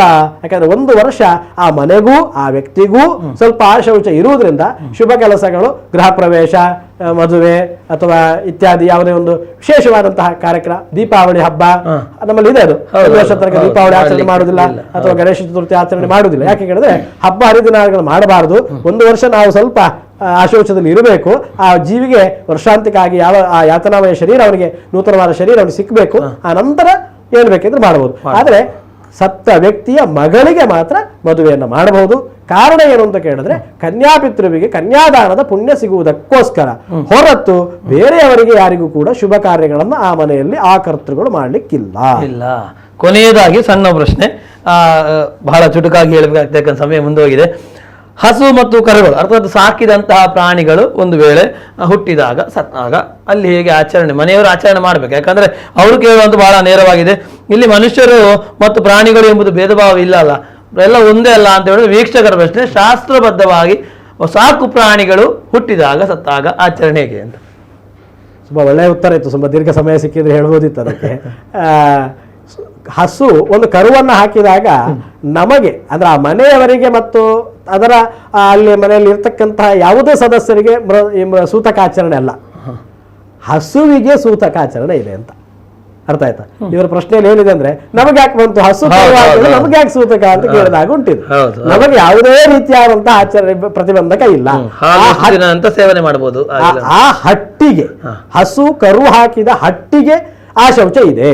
ಹೇಗೆ ಮೃತ ಆದಾಗ ಮನೆಗೆ ಆ ಶೌಚ, ಜನನಾದಾಗ ಮತ್ತು ಮರಣ ಆದಾಗ ಹಟ್ಟಿಗೂ ಕೂಡ ಆ ಶೌಚವನ್ನ ಸಂಪ್ರದಾಯದಲ್ಲಿ ಹೇಳಿದ್ದಾರೆ. ಶಾಸ್ತ್ರದಲ್ಲಿ ಕೇಳಲಿಕ್ಕೆ ಹೋಗಬೇಡಿ, ಅಷ್ಟೇನು ನಮಗೆ ಸಿಗುವುದಿಲ್ಲ, ಸಂಪ್ರದಾಯದಲ್ಲಿ ಇದೆ. ಹಾಗಾಗಿ ಒಂದು ಹಸು ಕರುವನ್ನು ಹಾಕಿದರೆ ಆ ಕರುವಿನ ಹಾಲನ್ನ ಸುಮಾರು 12 ದಿವಸಗಳವರೆಗೆ ಯಾರಿಗೂ ಕೂಡ ಕೊಡುವುದಾಗಲಿ, ಇವರು ಉಪಯೋಗ ಮಾಡುವುದಾಗಲಿ, ದೇವರಿಗೆ ಅಭಿಷೇಕಾದಿಗಳನ್ನು ಮಾಡುವುದಾಗಲಿ ಇಲ್ಲ. 12 ದಿವಸದ ಅನಂತರ ಪಂಚಗವ್ಯ ಪ್ರೋಕ್ಷಣೆಗಳನ್ನ ಮಾಡಿ ಅಥವಾ ದೇವರ ತೀರ್ಥವನ್ನಾದರೂ ಹಟ್ಟಿಗೆ ಪ್ರೋಕ್ಷಣೆ ಮಾಡಿ ಆನಂತರ ಕರೆದ ಹಾಲನ್ನ ದೇವರಿಗೆ ಪೂಜೆಗೆ ಇತ್ಯಾದಿಗಳಿಗೆ ಉಪಯೋಗಿಸಬಹುದು. ಹೊರತು ಹಸು ಕರು ಹಾಕಿದಾಗ ನಮಗೆ ಯಾವುದೇ ರೀತಿಯಾದಂತಹ ಆಶೋಚದ ಆಚರಣೆಗಳು ಇಲ್ಲ ಅಂತ ಹೇಳಿ ಬಹಳ ವಿವರಣಾತ್ಮಕವಾಗಿ ಸ್ಪಷ್ಟವಾಗಿ ತಿಳಿಸಿದ್ದೀರಿ. ಸಂಪೂರ್ಣದ ಮಾಹಿತಿಯನ್ನು ತಿಳಿಸಿದ್ದಕ್ಕಾಗಿ ವಿದ್ವಾನ್ ಶ್ರೀ ರಾಘವೇಂದ್ರ ಭಟ್ಲಪಾಡಿ ಅವರೇ ಕಾರ್ಯಕ್ರಮವನ್ನು ಮಾಹಿತಿ ನೀಡಿದ್ದಕ್ಕಾಗಿ ಬಹಳ ಸಂತೋಷದಿಂದ ಧನ್ಯವಾದಗಳು. ಲೋಕಾಹ ಸಮಸ್ತಃ ಸುಖಿನೋ ಭವಂತು. ಆಸ್ತಿಕರೇ, ಬೇರೆ ಬೇರೆ ರೀತಿಯಾಗಿರುವಂತಹ ಆಚರಣೆಗಳನ್ನು ಗಮನಿಸ್ತಾ ಬಹಳ ಸೂಕ್ಷ್ಮವಾಗಿರುವಂತಹ ಸೂತಕದ ವಿಷಯದಲ್ಲಿ ಹಲವಾರು ರೀತಿಯಾಗಿರುವಂತಹ ವ್ಯಕ್ತಿಗಳಿಗೆ ಗೊಂದಲ ಇರುವಂಥದ್ದು. ಆ ಗೊಂದಲಗಳನ್ನೆಲ್ಲವನ್ನು ಸಂಪೂರ್ಣವಾಗಿ ನಿವಾರಣೆ ಮಾಡಿದ್ದೇವೆ ಎಂಬಂತ ಖುಷಿ ಇದೆ. ಇನ್ನಷ್ಟು ರೀತಿಯಾಗಿರುವಂತಹ ವಿಷಯಗಳು ಖಂಡಿತವಾಗಿ ನಿಮ್ಮಲ್ಲಿ ಇರಬಹುದು. ಖಂಡಿತವಾಗಿ ಒಂದೊಂದು ವೇದಿಕೆಯಲ್ಲಿ ಮತ್ತೊಮ್ಮೆ ವೇದಿಕೆ ಸಿದ್ಧ ಮಾಡ್ತಾ ಹೋಗ್ತೇವೆ. ಇವತ್ತಿನ ಈ ಕಾರ್ಯಕ್ರಮ ಧರ್ಮನಂಬಿಕೆ ಕಾರ್ಯಕ್ರಮ ಮುಗಿಸ್ತಾ ಇದ್ದೇವೆ. ನಮ್ಮ ಧರ್ಮನಂಬಿಕೆ ಕಾರ್ಯಕ್ರಮವನ್ನು ನಮ್ಮ ಕುಡ್ಲ ಫೋಕಸ್ ಯೂಟ್ಯೂಬ್ ಚಾನಲ್ ಕೂಡ ಗಮನಿಸಬಹುದು. ನಿರಂತರ ಸುದ್ದಿ ಹಾಗೂ ಮನರಂಜನೆಗಾಗಿ ವೀಕ್ಷಿಸಿ ನಮ್ಮ ಕುಡ್ಲ 24x7. ಇದು ವಿಶ್ವಾಸದ ಪ್ರತಿಬಿಂಬ.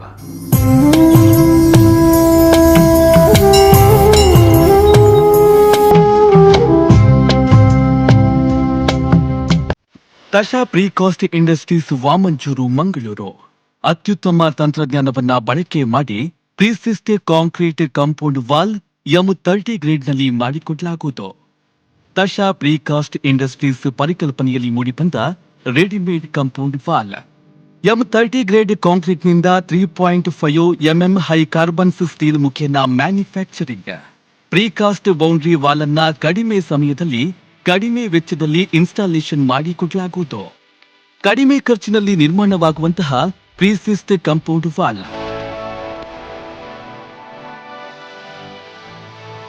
ಸಂಪರ್ಕಿಸಿ ತಶಾ ಪ್ರೀಕಾಸ್ಟ್ ಇಂಡಸ್ಟ್ರೀಸ್ ವಾಮಂಚೂರು ಮಂಗಳೂರು 9844682395.